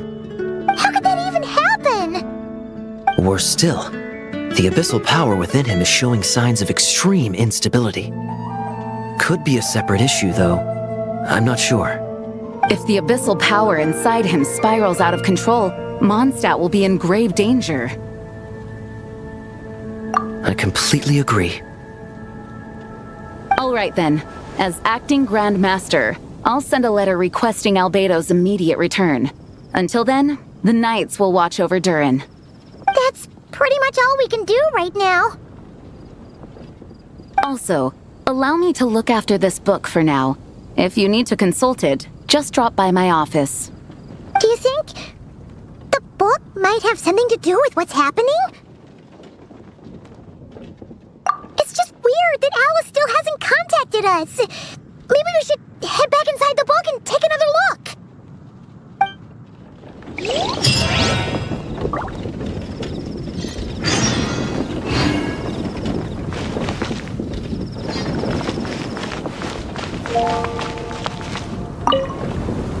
No need to worry. He's stable for now. Klee was really looking forward to hanging out with Durin. We'd better not tell her what's happened to him just yet. I'll have the Knights notify you as soon as he wakes up.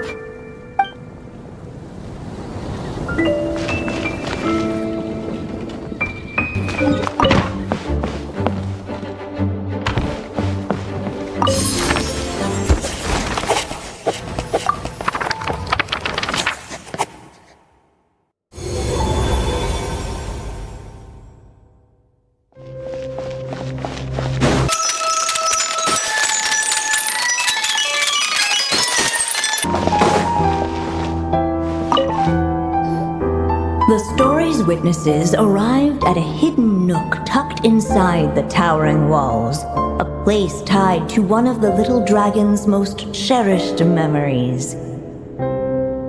Within those memories lived the friends he made in the castle. Hey! You're all still here! Guess that's proof that Durin's friends from Simulanka really do hold a special place in his heart. Hello again, golden-haired traveler and silver pixie. How fares the little dragon on his journey? I still remember him. I haven't forgotten him either. Neither has this cat in the box. That's good news! At least Durin's friends still remember him. Okay, we'll just have to find a way to help everyone else remember him too. Oh, wait. Are we missing someone? Ah, you mean that stray cat? He doesn't want to see the little dragon. And he's been hiding from the rest of us too. Seriously? What's his problem? He won't tell Durin what's bothering him in the real world, and now he's hiding from him in the story world too. His hiding spot's over there, but he won't talk to us. Maybe you could try instead? Hey, Mr. Wandering Tom! How come you're hiding from the little dragon? You came all the way over here just to ask me that. Ha! So you can talk! You just said it yourself. A lot of people don't even remember him. Yeah? So? So don't let him get anywhere near me. What's that supposed to mean? Hey! Ugh! We're getting the silent treatment again! Jean! Hello, you two. I'm glad you got my letter. Durin's awake and waiting on the bench over there. I'm here if you need help. Just give me a shout. Don't worry about us. We'll be fine. Oh, hey, you two. I just remembered what happened right before I passed out. Thanks for holding me back. I shudder to think what might have happened if you hadn't. I'm fine now. It's just...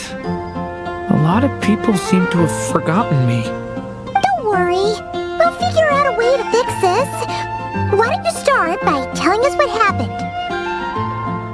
It felt so strange. After I realized no one recognized me anymore, I suddenly felt like I'd completely lost contact with my body. Abyssal power lies sealed within this body I inhabit. So when I lost my connection to it, I lost control of that power too.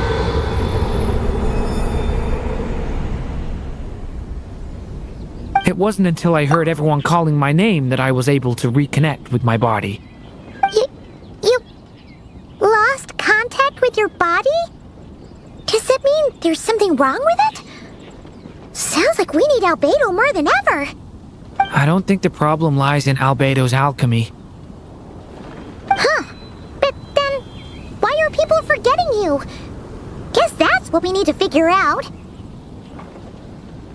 That means we need Alice for sure. But it's been ages and she still hasn't been in contact.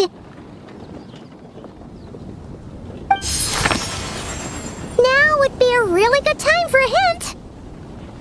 How could the story's budding branches even hope to reach beyond the towering walls? Leaving the castle, the witch went off in search of the tallest, grandest tree in the whole world. High up in the canopy of that tree, she sought a resting place, a refuge where the little sapling might take root. Go to that place, for it was there that the sapling felt its first breath of wind. Huh? Was that another clue? Does that mean the story isn't over yet?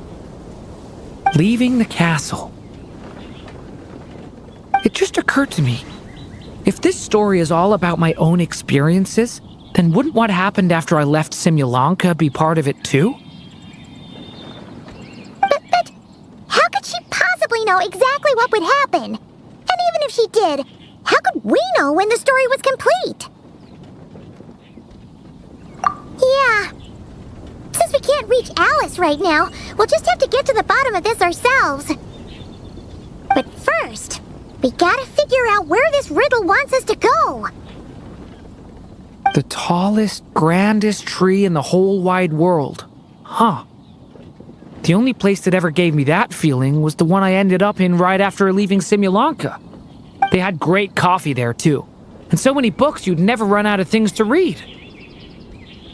Think about it. Our search in Mondstadt began in a library, right? Well, Sumeru City's got one of those too, and it's absolutely huge. What do you say? Should we try looking there? Huh. That does kind of make sense. And it's not like Paimon's got a better idea. Alright, let's just give Jean and the others a heads up first.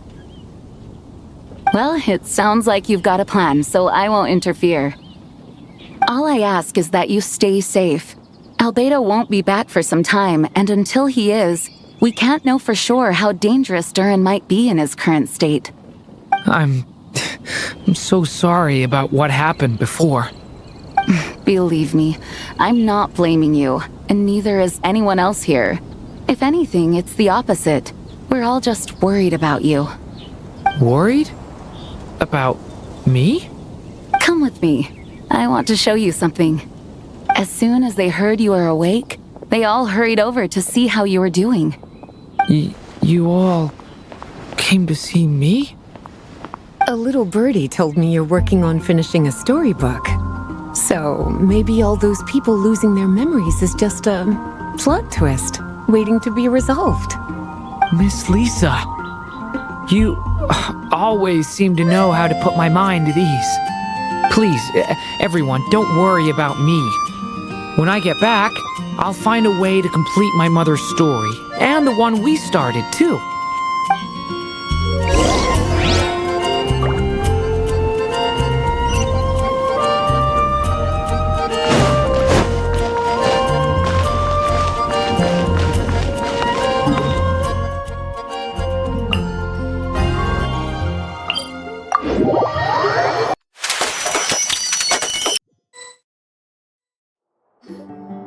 Whew. After the library hunt in Mondstadt, it's not as if Paimon was expecting this to be easy. But this... yeah... this is something else. Where do we even begin? Even the clue this time seemed kind of cryptic. Yeah. Guess the best we can do is stay on the lookout for more weird things going on.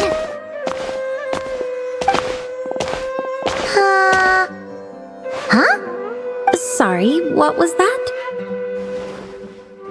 I'm here to return Volume 5.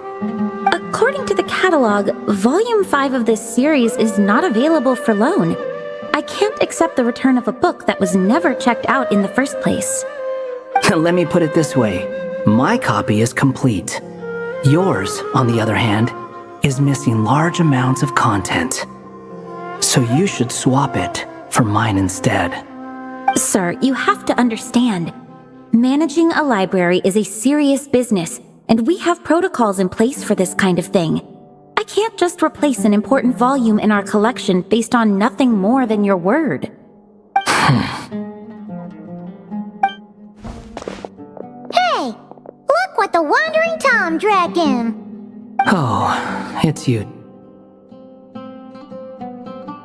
And, what is it you're doing here?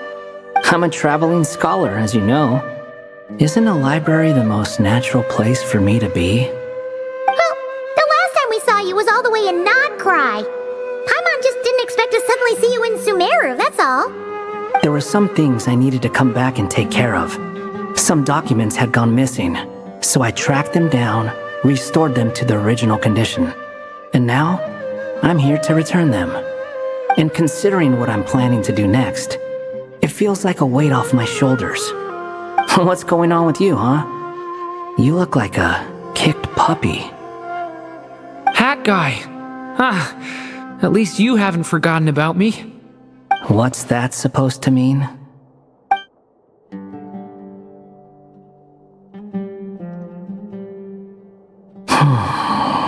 So it's been getting worse. Sounds like you know something we don't. After he left Similanka, he spent some time traveling Sumeru with me.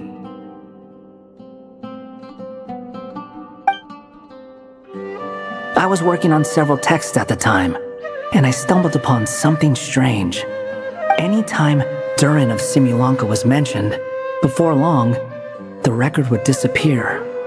Which means, all the remaining records on Durin are about the evil dragon that fell on Dragonspine. How did you even discover that? If I remember correctly, Hat Guy loved the time he spent in Simulanka so much that he started writing a travel log. That's besides the point. The fact is, you're not affected by the ley lines of this world. I'm sure you can grasp the implications of what that means. His case is different from mine.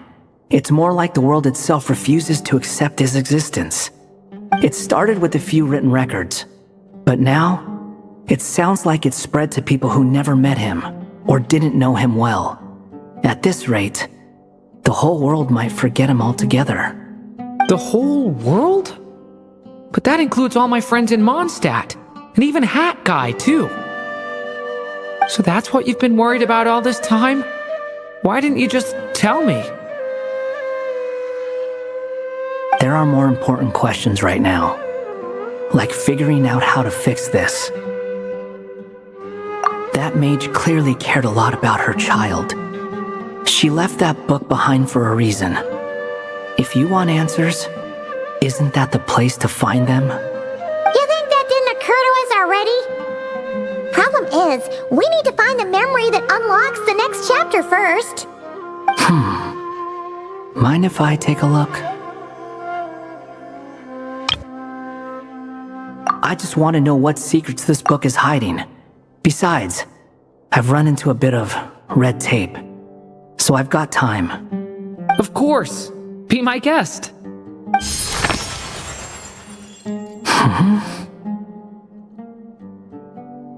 So, the memory we've been looking for was about you all along?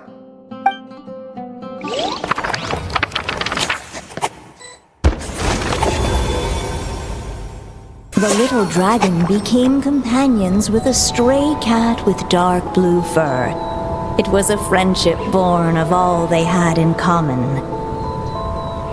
He left his castle at the stray's invitation, setting out to explore the world beyond its walls. There, he grew fond of the outside world, eager to make friends and share the story of his life. Taken by the dragon's story, the stray tried to write it down. But he soon realized that no matter how he tried, it would always warp into the evil dragon's tale.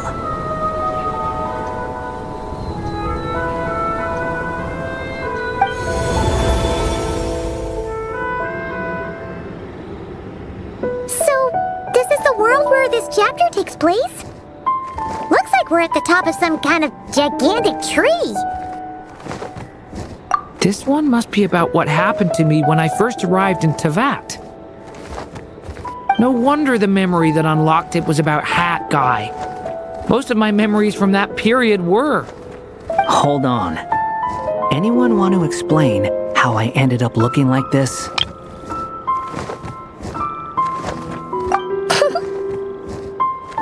Maybe you've become a character in the story too. You see me as a stray cat? A wandering Tom, to be exact. You should count yourself lucky. Of all Durin's friends, your character is by far the most memorable. Maybe it's because I've known Hat Guy for longer, so my impression of him is more vivid than the others. Vivid? Then how come you haven't changed one bit? Guess that means the impression the traveler left was so vivid, it didn't need changing.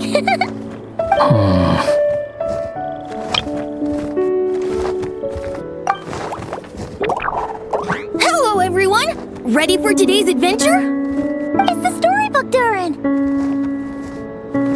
Oh. So you're not playing yourself in this one? Does that mean the two of you have even more memorable roles to play? Where are we going today, kitty cat?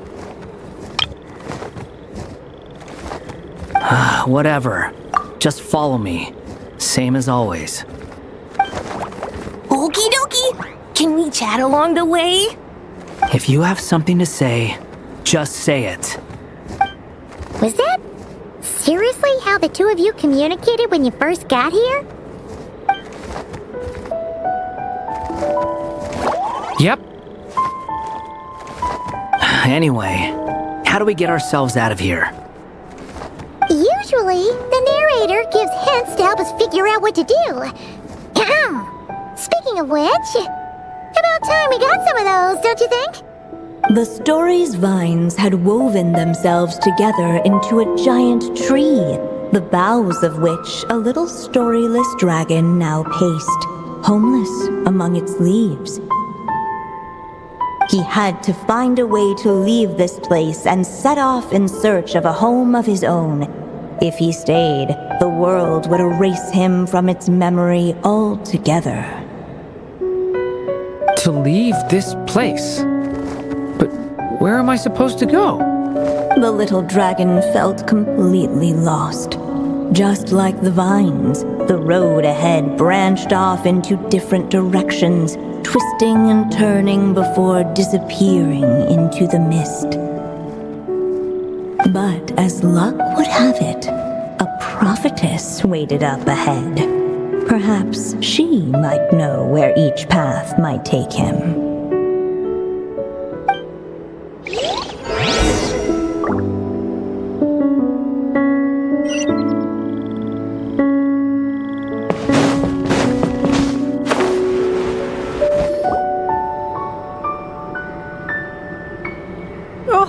You must be the little lost dragon.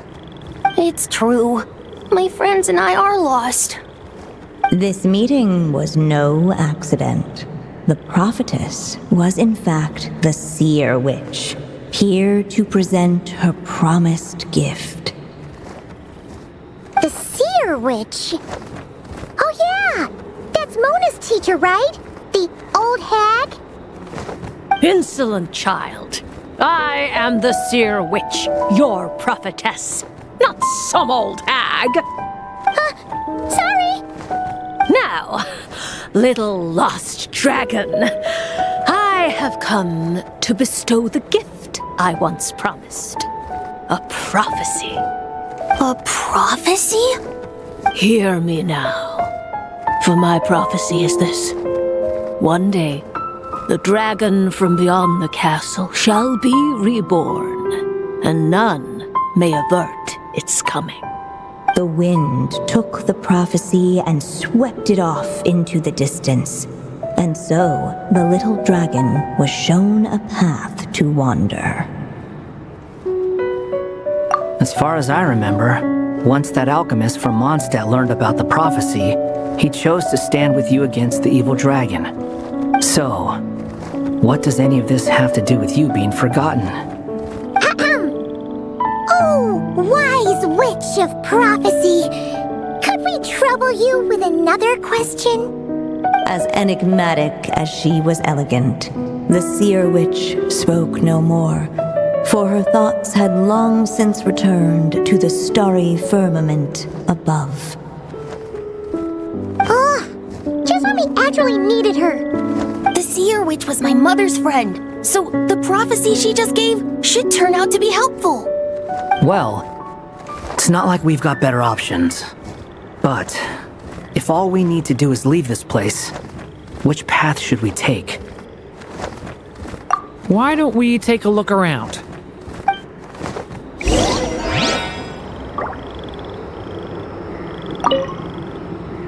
As enigmatic as she was elegant, the seer witch spoke no more, for her thoughts had long since returned to the starry firmament above.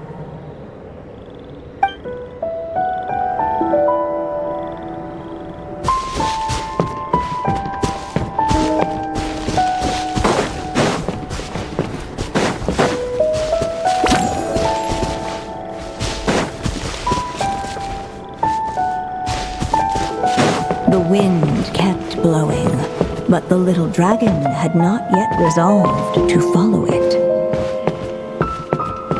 Before him lay a foggy path, and where it might lead he could not tell.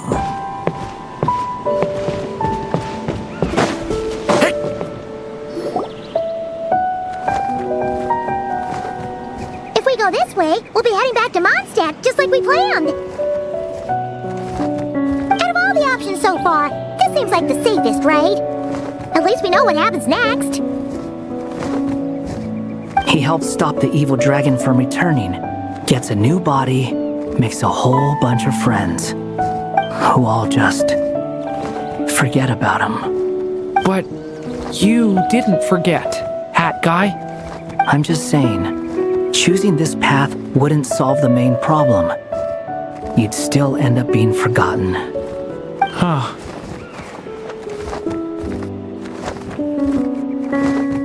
I'm not against choosing this path.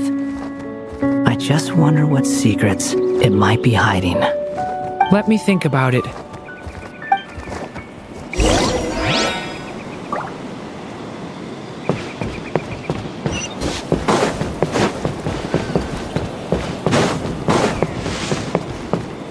I still think you should keep going, little dragon. If you leave the castle, you can accomplish something amazing and make a bunch of friends along the way. Really? Then let's go! Unable to preserve his story, the little dragon wandered astray. Fortunately for him, a certain prophetess had left behind a prophecy to guide him. The wind took the prophecy and swept it off into the distance, and so the little dragon was shown a path to wander. Following the wind's guidance, the little dragon made his escape. In turn, the prophetess affirmed the little dragon's choice, leaving an extra secret as her parting gift. Now that you've made up your mind, I shall keep my promise by explaining fate's little trick. Long, long ago, the gods of the high heavens gave the world outside the castle a magic of its own. They called it storytelling. It was a magic of almost unshakable power that governed how people met, grew close, and understood one another. Each person had a story meant for them and them alone, one whose ending was written in the heavens long ago. In truth, your story and the evil dragons are simply two versions of the same tale, and that is something the magic of storytelling cannot abide.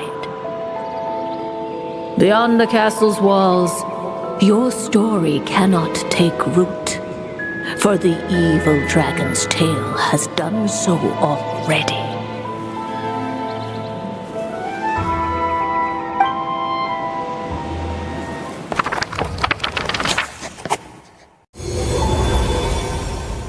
So, that was the secret?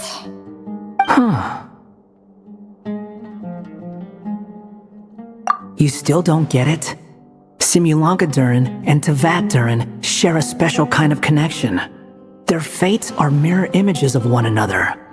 While they were in two separate worlds, there may have been some mutual influence, but their fates were independent. But when Simulanka Durin came to Tevat, a version of his fate already existed there. So, how can two fates exist at the same time? The answer is, they can't. The rules of this world don't allow it. You can't return a book you never checked out in the first place. So, what's Durin supposed to do? Those mages seem to have come up with quite the ingenious solution.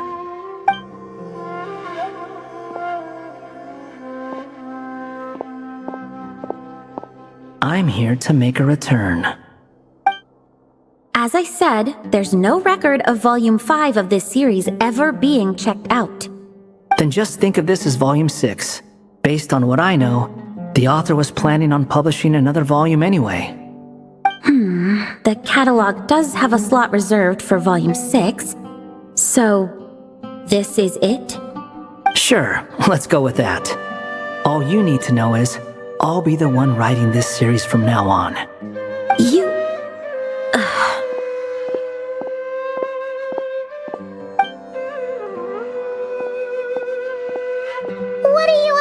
this time? Remember the red tape I mentioned before? Well, I just took care of it. Now, I guess you'll be off to see your alchemist friend? It should be pretty obvious by now. He has the answers you're looking for. Well, we do have a whole bunch of things to confirm with Albedo, that's for sure. But didn't Jean say he'd be gone for quite a while? I'll join you. Just let me know when it's time to go. Hat guy? Don't sound so surprised. I'm part of this story too, aren't I? I'm just playing my role. Well, yeah. But it's not that. I just feel like you want to help, but something's holding you back. When I first realized you were being forgotten by the world, I thought it might be because you spent too much time with me. I even thought cutting our ties might be the only way to fix it. Why would you think that?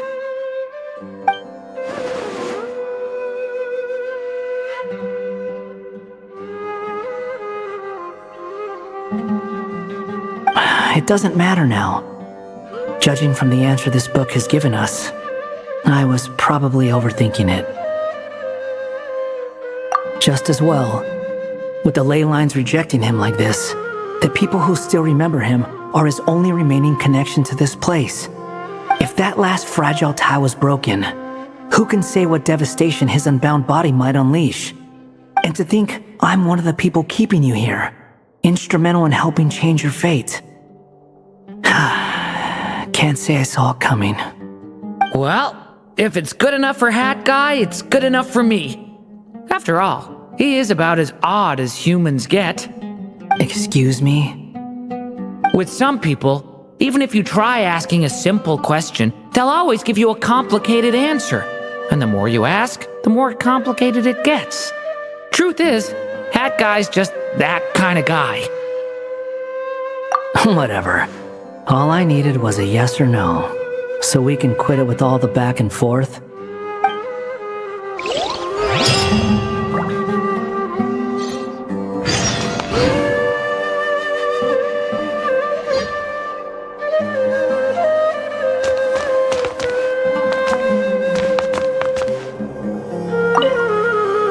I'm sticking around for the next few days.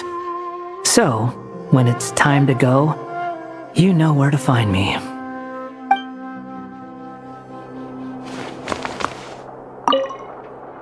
If you feel like stepping back into the story, just come find me.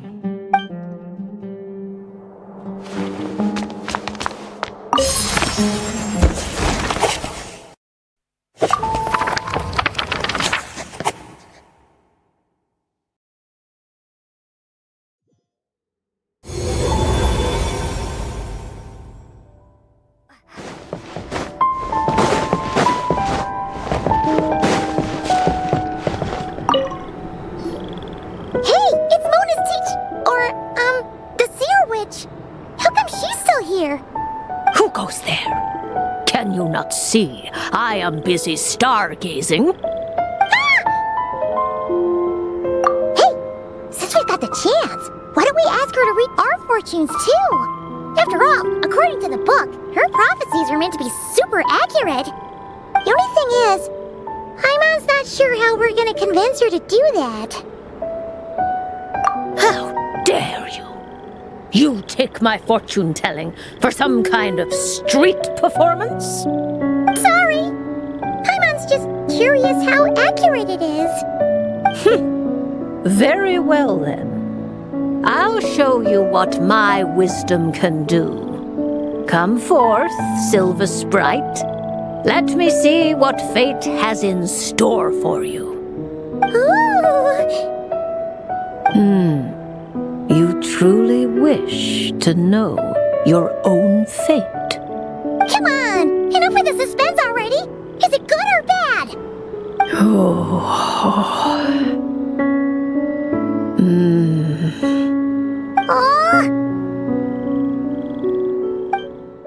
Hey! A letter from the Knights of Favonius! Sounds like Albedo's back and he's waiting for us on Dragonspine. No time to waste! Let's get going!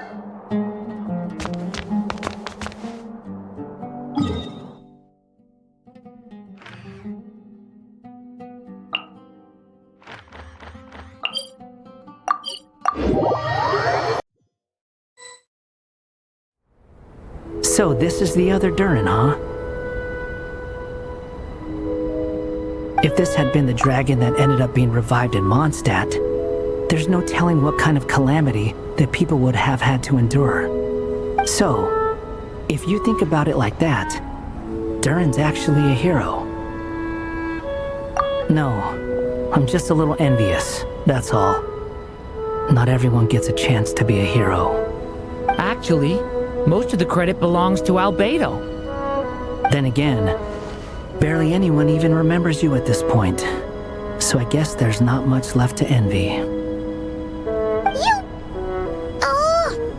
Oh, so you three still remember Durin? Looks like the memory loss hasn't spread to close friends. Yet. I guess that means my memory of you must still be complete as well. Albedo. You're finally here! Oh, boy, do we have a whole pile of questions for you! Oh, you're here too? I think I've pieced together some of what happened to him. But what's your take on things?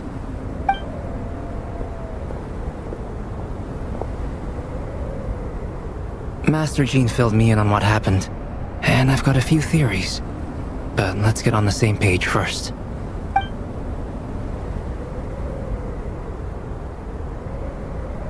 Well, physically, he's doing fine. His body is holding the abyssal power at bay. And there's nothing whatsoever to indicate any risk of collapse. So, from an alchemy point of view, there's nothing wrong with him? The issue isn't so much that the abyssal power within him has gotten out of control. It's that the connection between his will and body is fading. If he ends up losing his conscious will, his body will fall back on its biological instincts.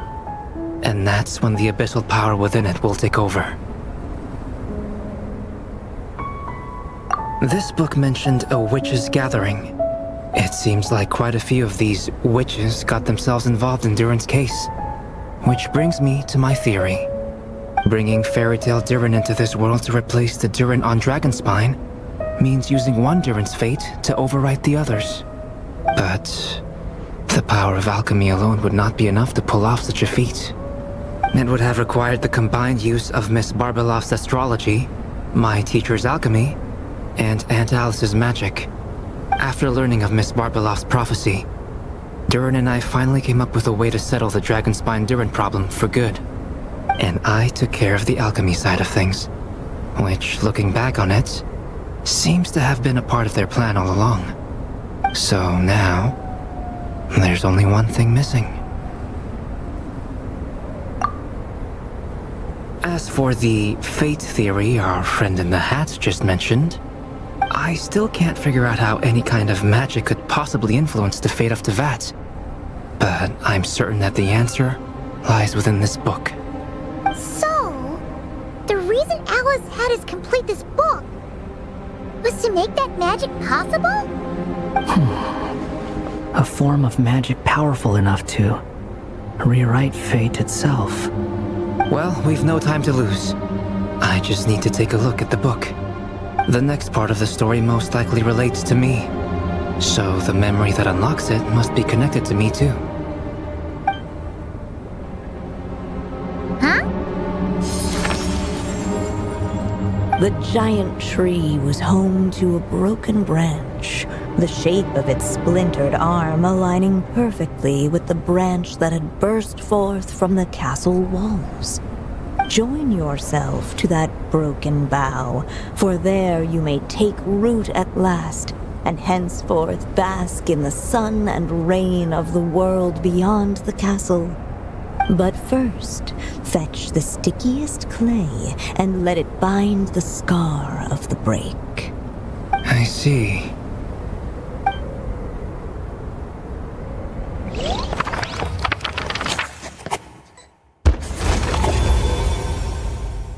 Guided by the breeze, the little dragon arrived at an alchemist's workshop. There he was greeted by a clay figure, a child molded by the sage witch's hands. Though gentle in appearance, he had inherited his mother's cold, sharp wisdom. and he was determined to avert the calamity the evil dragon would bring. And so was his helper, none other than the little dragon himself.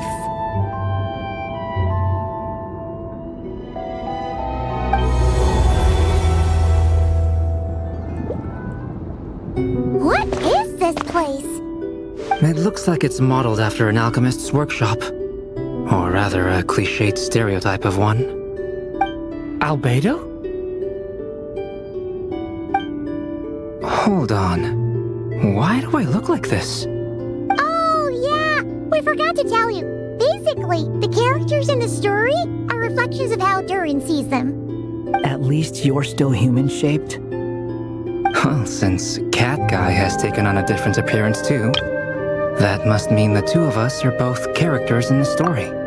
But you, Paimon, and Durin haven't changed at all. You must be special figures in some way. I'd like to know more about that too. But seeing as none of them can explain it, let's just concentrate on moving the plot forward.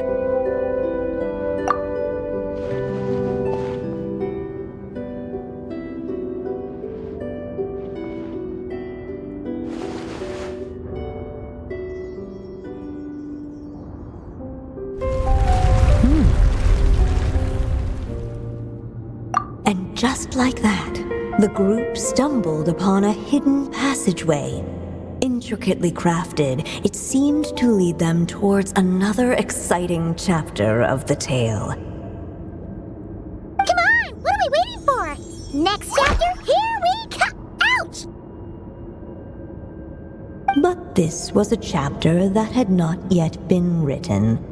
Ahead of them was a storyless void, and they could go no further. What? Then what's the point of having a path here? Sounds like a pretty bad habit for a writer.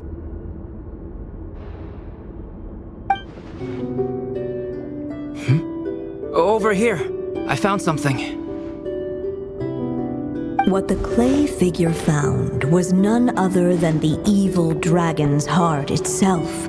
Though the creature had perished long ago, its heart was still there, pulsing away and growing warmer with every beat. And the clay alchemist knew what it meant. That the evil dragon would return one day, just as the prophecy had foretold. Yet, guided by his mother's wisdom, he foresaw another fate. If only the alchemist could bestow this heart upon the little dragon, he might be reborn in the evil dragon's stead. Only then would the evil dragon's heart grow still, and the little one inherit its tale. Sounds like this chapter's about Albedo bringing me to life?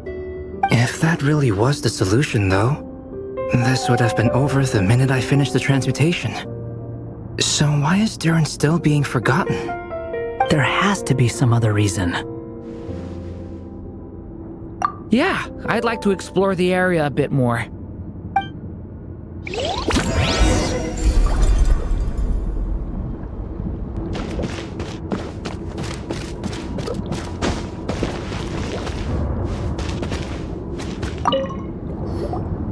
The evil dragon's heart continued to beat, as if waiting for the little dragon to accept it as his own.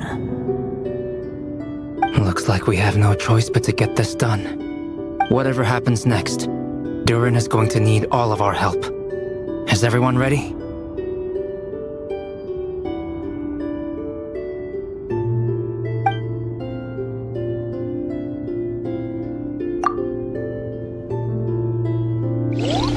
What the clay figure found was none other than the evil dragon's heart itself. Though the creature had perished long ago, its heart was still there, pulsing away and growing warmer with every beat. And the clay alchemist knew what it meant. That the evil dragon would return one day, just as the prophecy had foretold. Yet, guided by his mother's wisdom, he foresaw another fate. If only the alchemist could bestow this heart upon the little dragon, he might be reborn in the evil dragon's stead. Only then would the evil dragon's heart grow still, and the little one inherit its tale. At last, the little dragon accepted the evil dragon's heart, and a new life came into being. The evil dragon's heart beat in his chest, and the little dragon's soul guided him forward. Thus did the prophecy hold true, even as fate had been rewritten. And so was the little dragon born anew.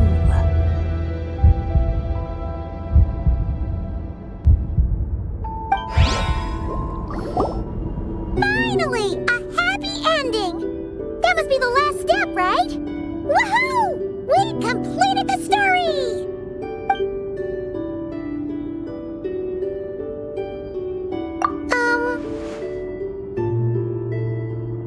Born anew, the little dragon set off once more, his story far from over. Huh? So, that wasn't the end? What comes next might be the most crucial part of all. The real last step.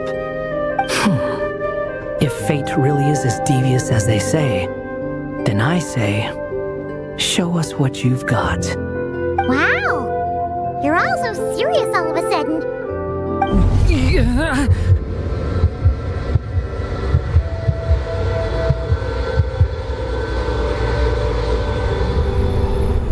Durin, are you alright?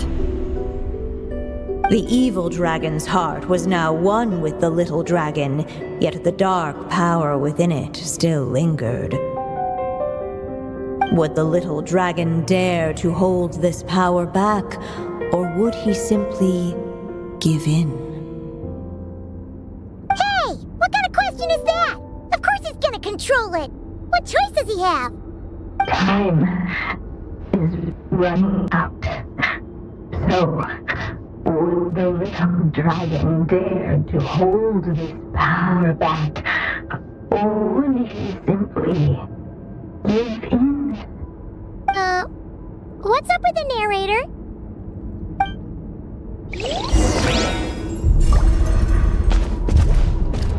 Would he dare to hold this power back? Or would he simply give in?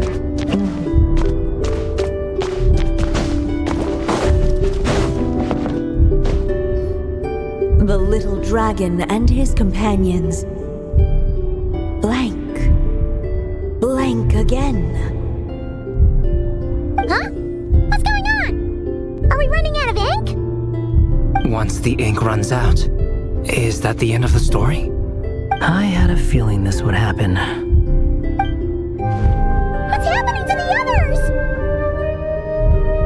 Now that the story's ink was spent, all that lay ahead were blank pages.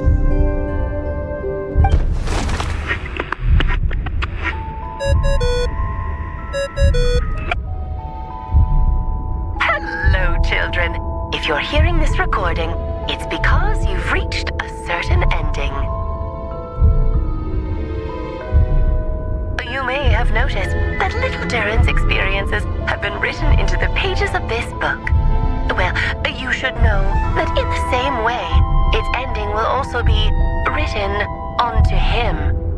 So be careful, because triggering a bad ending could be somewhat problematic. Let me guess, you're upset that I didn't warn you earlier? Don't worry though, I've thought it all through. I built a very special feature into this book, just for you, the witnesses of this tale. So, go ahead, see if you can turn back the pages. If you're not happy with the ending you've reached, just flip back a few pages and let the tale unfold once more. Pretty incredible, huh?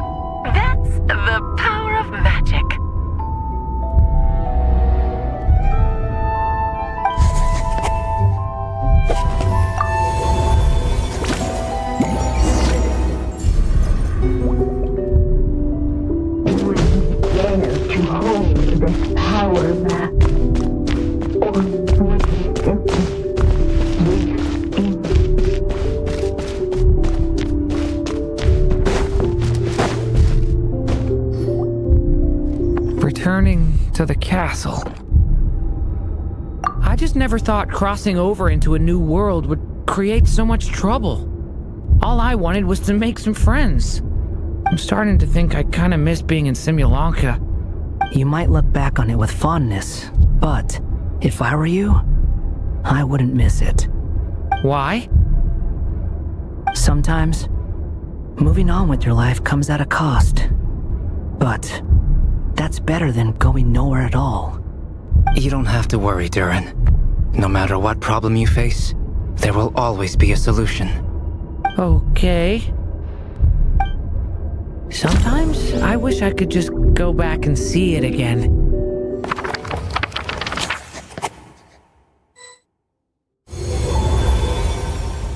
As the little dragon slipped back inside the castle's walls, the clamor of the outside world fell away. There was no danger here, no problems for the little dragon to resolve. As soon as his mother finished her story, it was time for the child to drift off into the world of dreams. And so the story ended, with the little dragon fast asleep in his castle, just like he had never even hatched. What's going on? I feel so weak. Hey, what's happening? Durin, wake up! But this can't be how it ends. Durin promised to bring back everyone's memories. There's no way he'd accept an ending like this.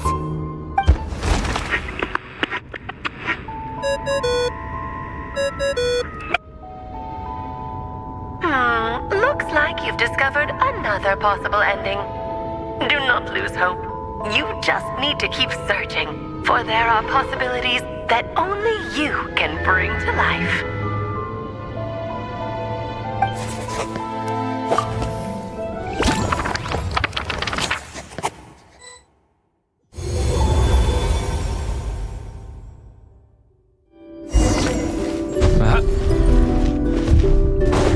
Ahead of them was a storyless void, and they could go no further.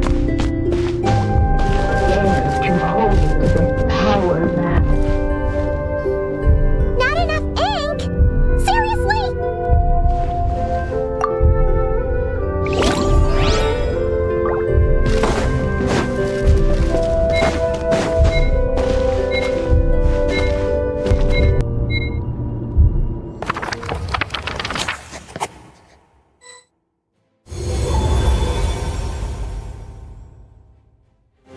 The little dragon was at an impasse, and the dark power within him surged like a tide. Unchecked, the darkness engulfed everything around it, including the little dragon's soul. The little dragon's story faded into nothingness, and in the world beyond the castle, only the evil dragon's tale endured. Is this me?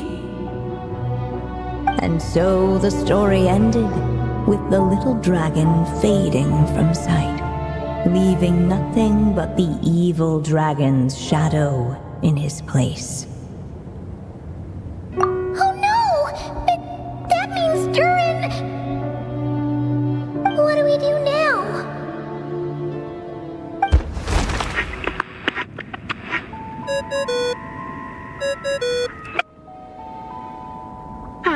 Looks like you've discovered another possible ending. Do not lose hope. You just need to keep searching, for there are possibilities that only you can bring to life.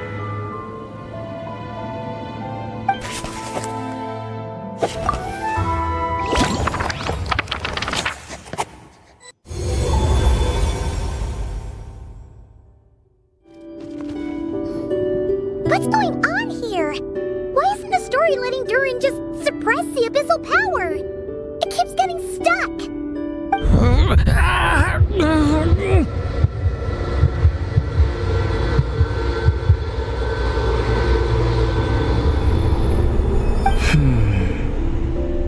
It seems the act of suppressing the power counts as an event in the story. In other words, we would need ink to write it in. So, what now? Did we use too much earlier? How are we supposed to write a happy ending with only this much left?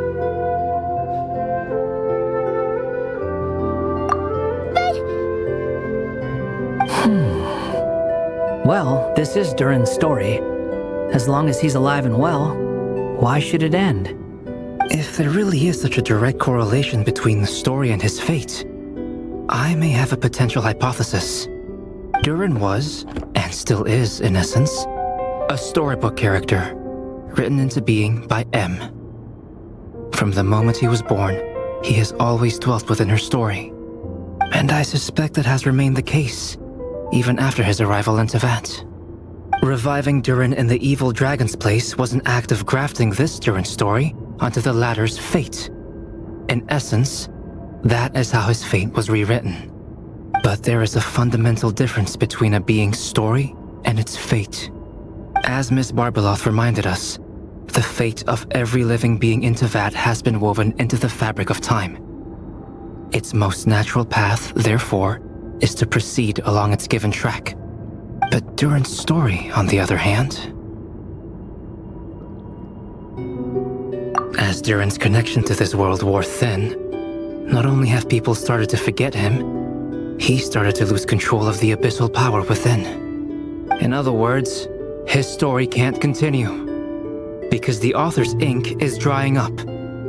That's what it seems like to me. It would seem the little dragon had made a group of fine friends indeed. Save it. The question is, are you here to help him, or stand in his way?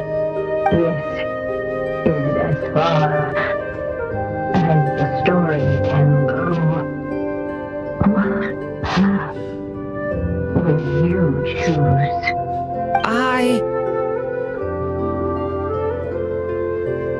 I suppose the final decision is up to me. It's hard to believe I never actually left my mother's story. If that's true, I'd like to go there and see for myself.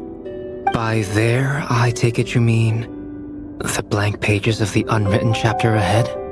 But we still don't even know how Alice's magic works.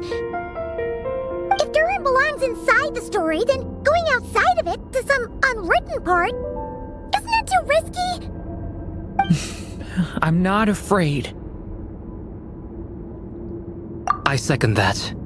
It would seem this is one answer you need to go seize for yourself. So be it. Whatever obstacles stand in your way, we'll tear them down together.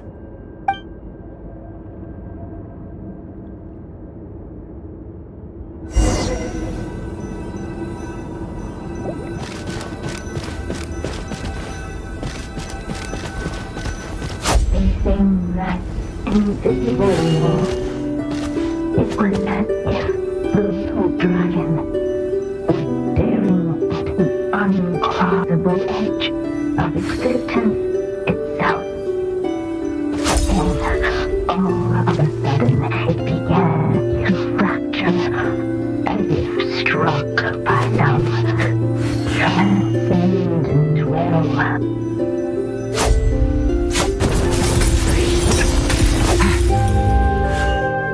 Gotta keep going.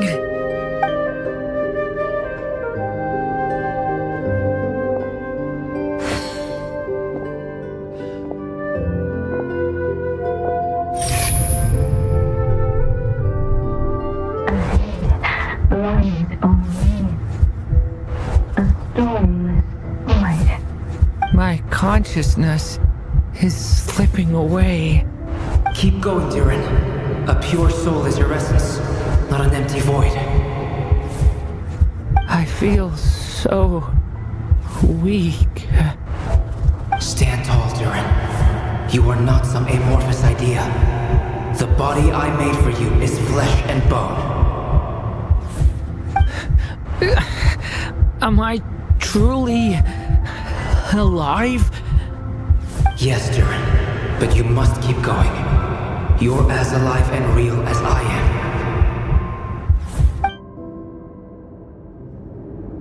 I can't feel a connection.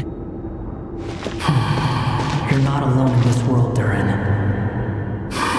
At the very least, you have me. I can't remember anything. Who am I? Your name is Durin, and there are many who still remember it.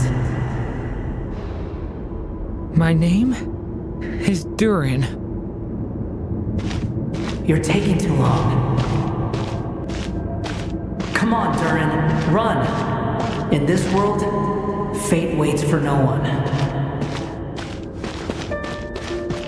Wait! Where am I meant to go? What am I supposed to do? Go make your wish come true, Durin. My wish?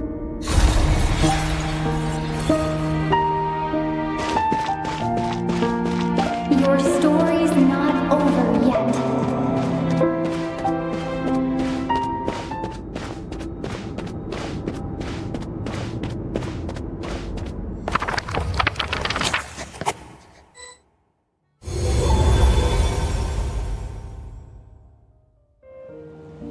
Silence, huh? Have you nothing to say about my proposal? Let me get this straight. You want to graft your story onto this unfinished thread of fate, and in doing so, not only rewrite that fate, but allow the story to live on. Quite the brilliant idea. Still, the story's survival depends entirely on whether the author keeps writing. Exactly. And the moment foretold by the prophecy is still centuries away. I see. I thought my own ignorance might be the problem. That I'd asked more of the noble science of alchemy than it could ever deliver. Or that I had failed to discern the heavenly signs and grasp the secret truth underlying the prophecy. Little did I imagine that time itself would prove to be the greatest hurdle of all. Well, my friend, this has been a most intriguing experiment. And from an academic perspective, at least, I don't think it was a bad proposal. Someday, the prophecy will come to pass. So remember, my friend, much like the stars themselves, there will always be something that transcends the test of time. Thank you, everyone. You've helped me so much already. But, Alice, I still have one final favor to ask of you. Will you lend me your magic one last time, just enough for me to keep his story alive until the prophecy is fulfilled? You mean you want me to extend your lifespan? No, not in that sense. As Rheindotter once told me, the laws governing life and death are among the most unyielding in this world. I'm well aware of that. Whether it lasts a day or an age, the span of one's life is determined by fate alone. If I tried to breach that law by force, I'm afraid I would lose what makes me human. This is not a path I want to go down. If I am to die, then I shall die a human. So, what is it that you want me to do? I would like you to send this pen of mine into the future. I see. Then perhaps there really is a way I can help. I could create a kind of story magic to take over the writing once you're gone. Oh, but for it to work, you would need to provide enough of your own words for it to learn from. How much? Oh, an immense amount. So much, in fact, that you would have to spend the rest of your life writing. And even then, I'm sorry to say, it would not last forever. No matter how much you write, there is a limit to the number of words you can leave behind. But the world itself will never stop changing. Someday, perhaps, even your entire corpus will not be enough for the magic to continue describing this world. And when that happens, the story will end. Still, it's worth a try.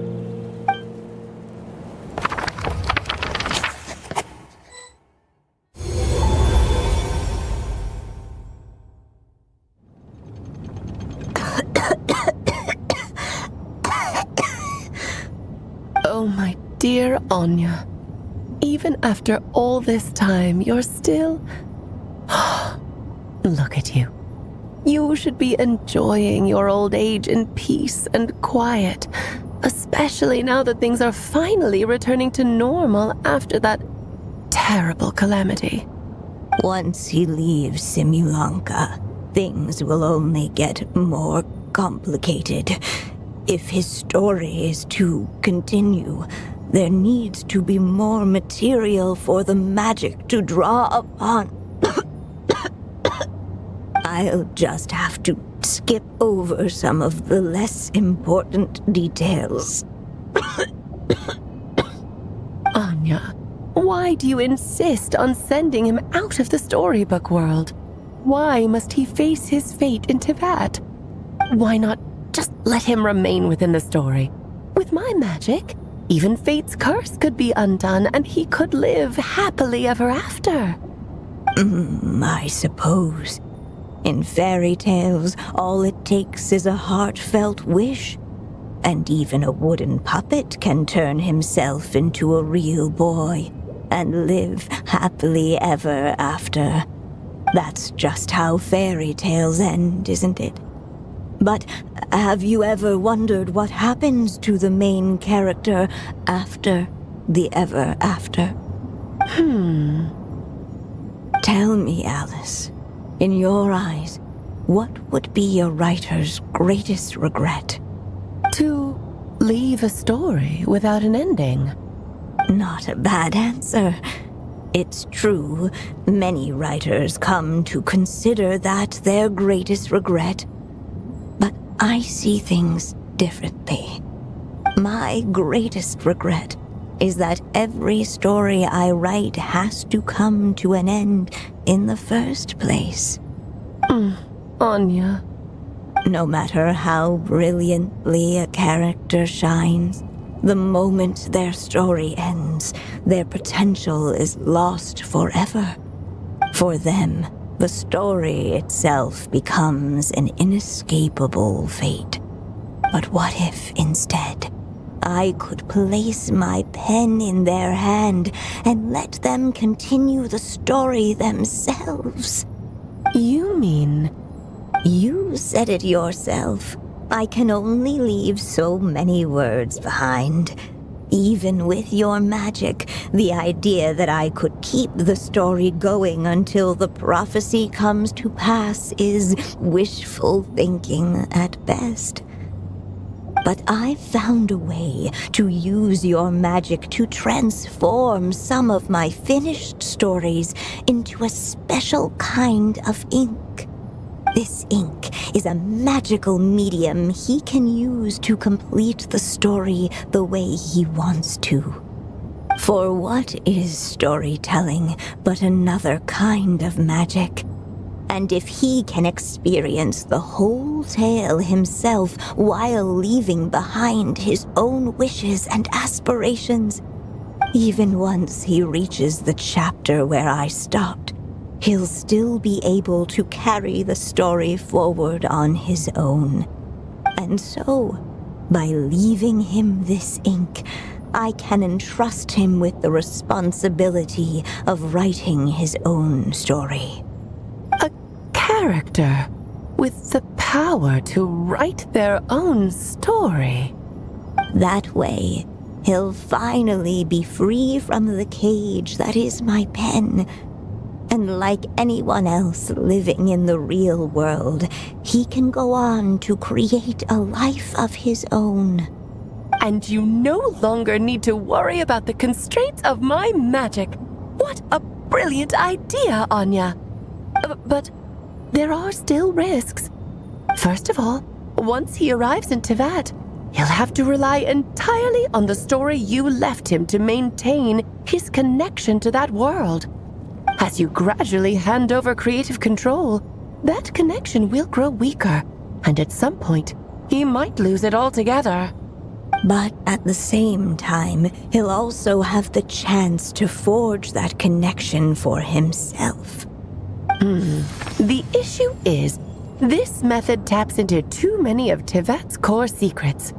Any overt hints you try to leave will be erased in no time. In fact, it'd be hard for you to leave anything at all to guide them. We still have the story itself, though. I can use that to show them the way. It's entirely possible he burns through all your ink, never reaches the chapter you had in mind, and gets stuck, roaming the chapters of his past.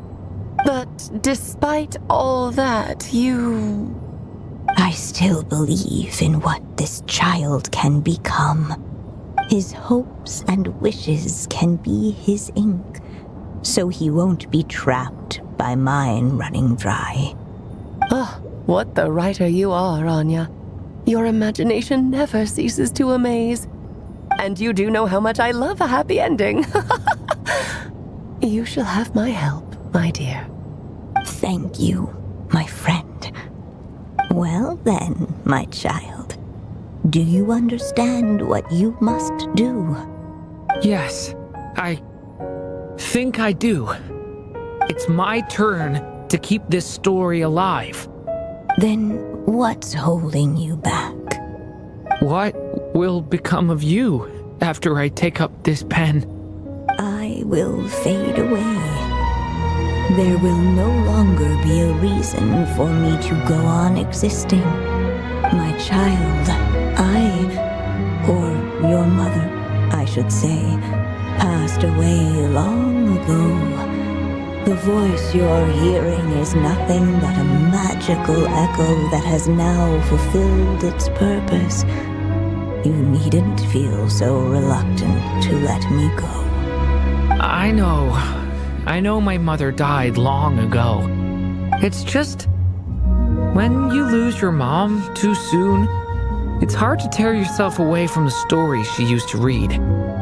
I guess it's a silly way of pretending she's still here, by your side.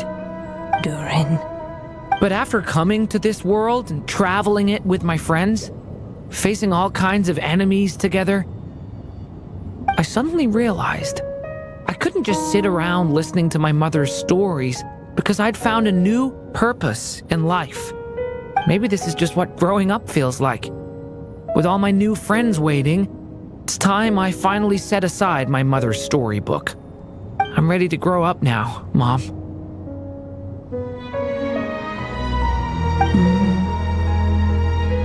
Then take this. A gift I should have given you a long time ago. You've witnessed this story from the very beginning. Made your wishes, offered your blessings, and even wrote your choices into its pages. From here on out, this pen is yours. Now I ask of you, the other pillar of this story, as both its reader and its witness, will you turn the page so the next chapter can begin?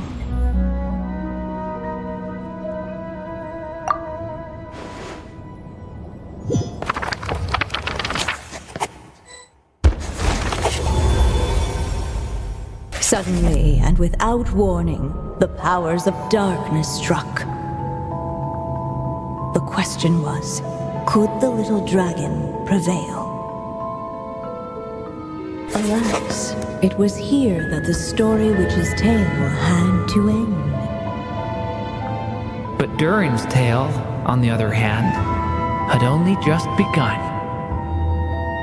Stepping into his mother's memories, he picked up her pen. And so the story that was ending began anew. He had made up his mind to challenge the fate that barred the way ahead.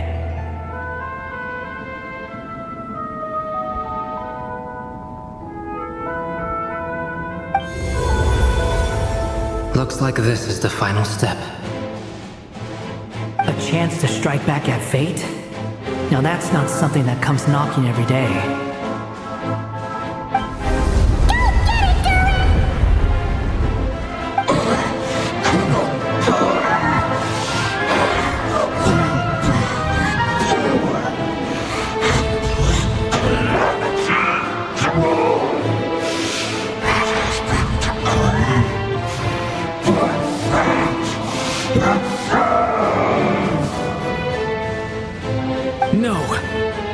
fate no longer defines me.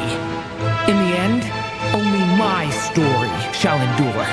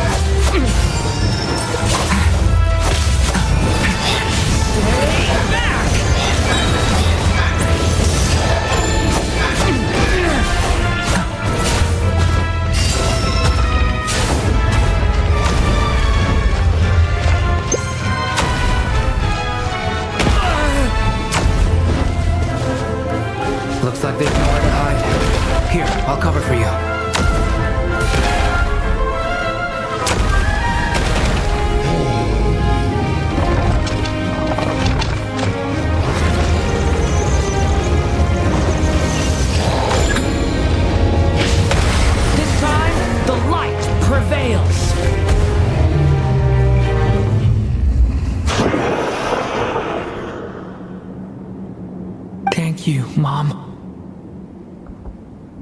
And so it was that Durin defeated the darkness and rewrote his fate. But his story is far from over.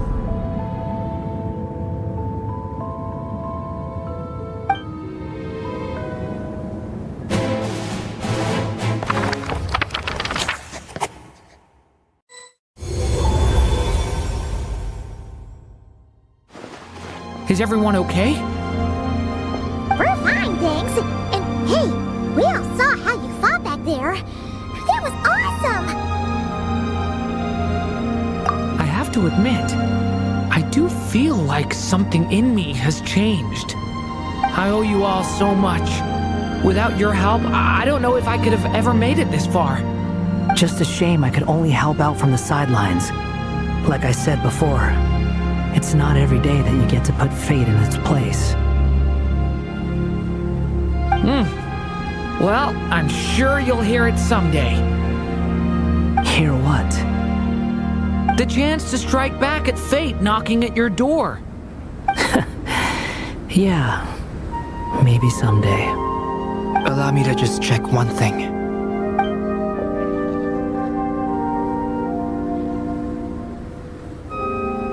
Yes. The abyssal power within you has stabilized again.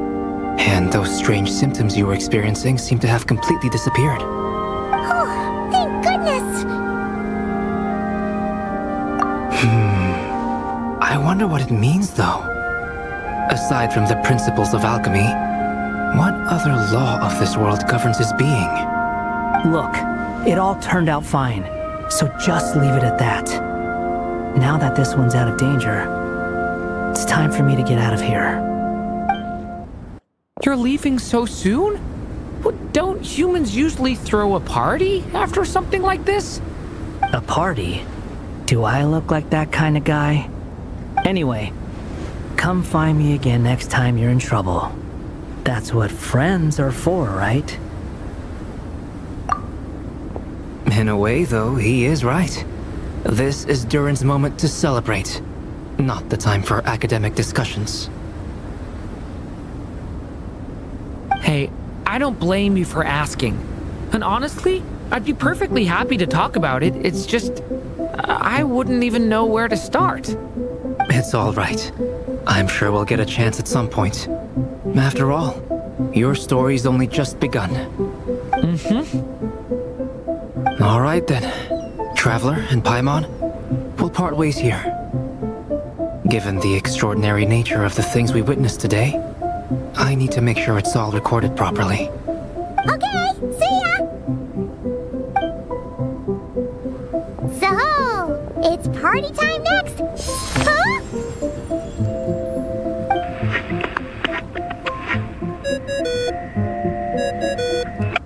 Congratulations on completing your mission.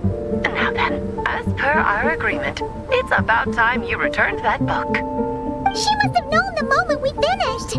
Just like she said she would. I've heard dressing appropriately is a must for socializing.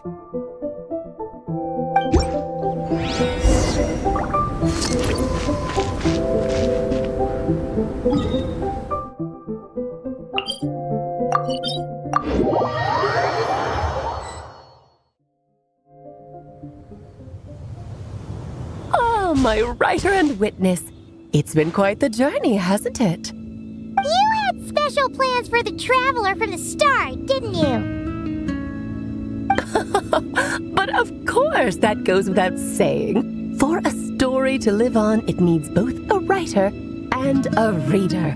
Only then can my magic take effect. I chose the traveler as the witness because of the special nature of who she is. It's not easy finding someone with that kind of background, you know. For a moment, I even considered taking the role myself. At least it made for an interesting story, right? Huh? What are you doing here, tone-deaf bard? With the Hexenzirkel carrying out such a risky experiment in Mondstadt, it didn't cross your minds that the Animo Archon might be slightly curious? Sorry for the trouble, Lord Barbados. Think nothing of it. I dare say the Animo Archon quite enjoyed coming along for the ride. And now then, as agreed, let us see the fruits of your labor. Here, please take a look. Well. Somehow, despite all my careful planning, it still turned out to be full of surprises. It never even crossed my mind that Rhindotter's child would be capable of handling that kind of alchemy in her stead. When he asked for help with the materials, oh my, I nearly couldn't believe it. If only the others were here too, we could all celebrate together. I'm right here, you know. The only one who hasn't responded is the one busy stuffing her face over there. Is that you, Barbie? A little late to the party, don't you think? Come here, child. Let me take a closer look at you. All right, Aunt Seer Witch. Here I am.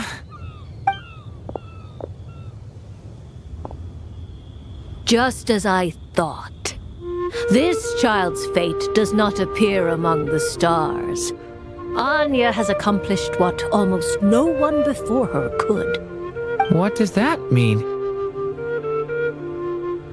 Child, all you need to know is that you're very lucky indeed. Oh.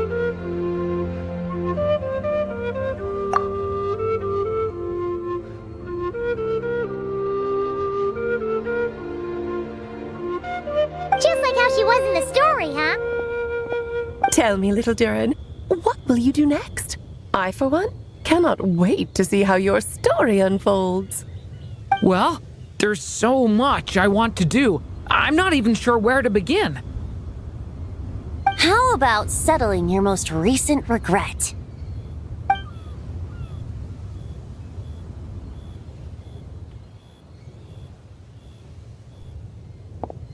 Not so fast, tone-deaf bard.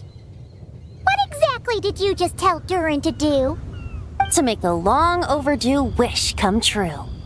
Thank you once again, Alice. How much time do you have left? I believe these should be my final moments. Just enough time to say goodbye to my dearest friend. This feels like having to say our final goodbyes all over again. I don't like it. Not one bit. I don't know how to respond to that. Strange. You were always such a cheerful figure in my stories. I even dubbed you the Merry Witch, you know. Oh, please. You know full well it was your stories that first taught me what true pain and sadness felt like.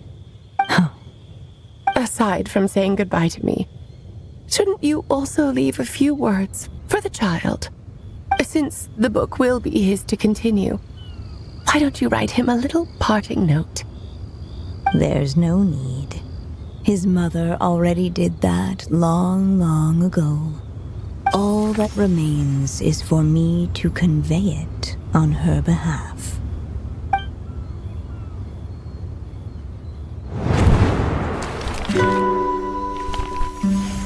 My child, these may be the last words I get to leave you. I've always thought of the characters in my stories as my children, loving each one of them, just like a mother would. But you are the most extraordinary of them all.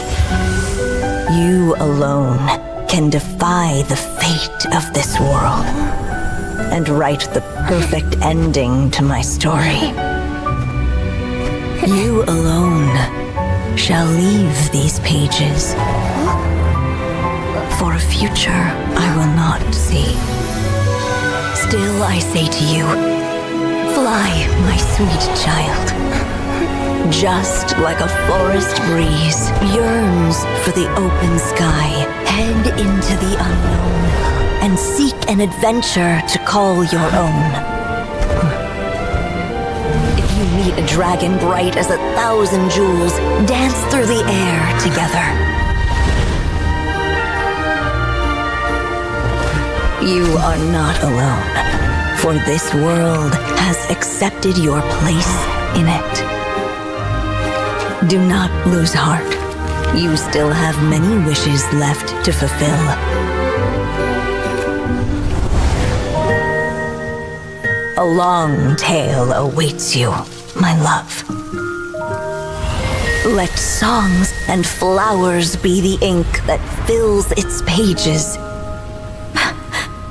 Take my pen and use it to continue your story.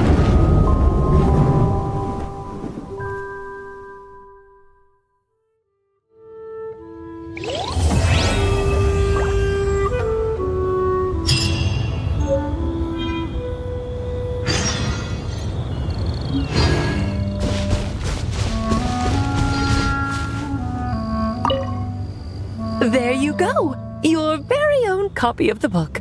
We wouldn't want one of the story's key witnesses to leave empty-handed now, would we? Of course, this copy isn't magical in the same way, but rest assured, all the twists and turns are still there.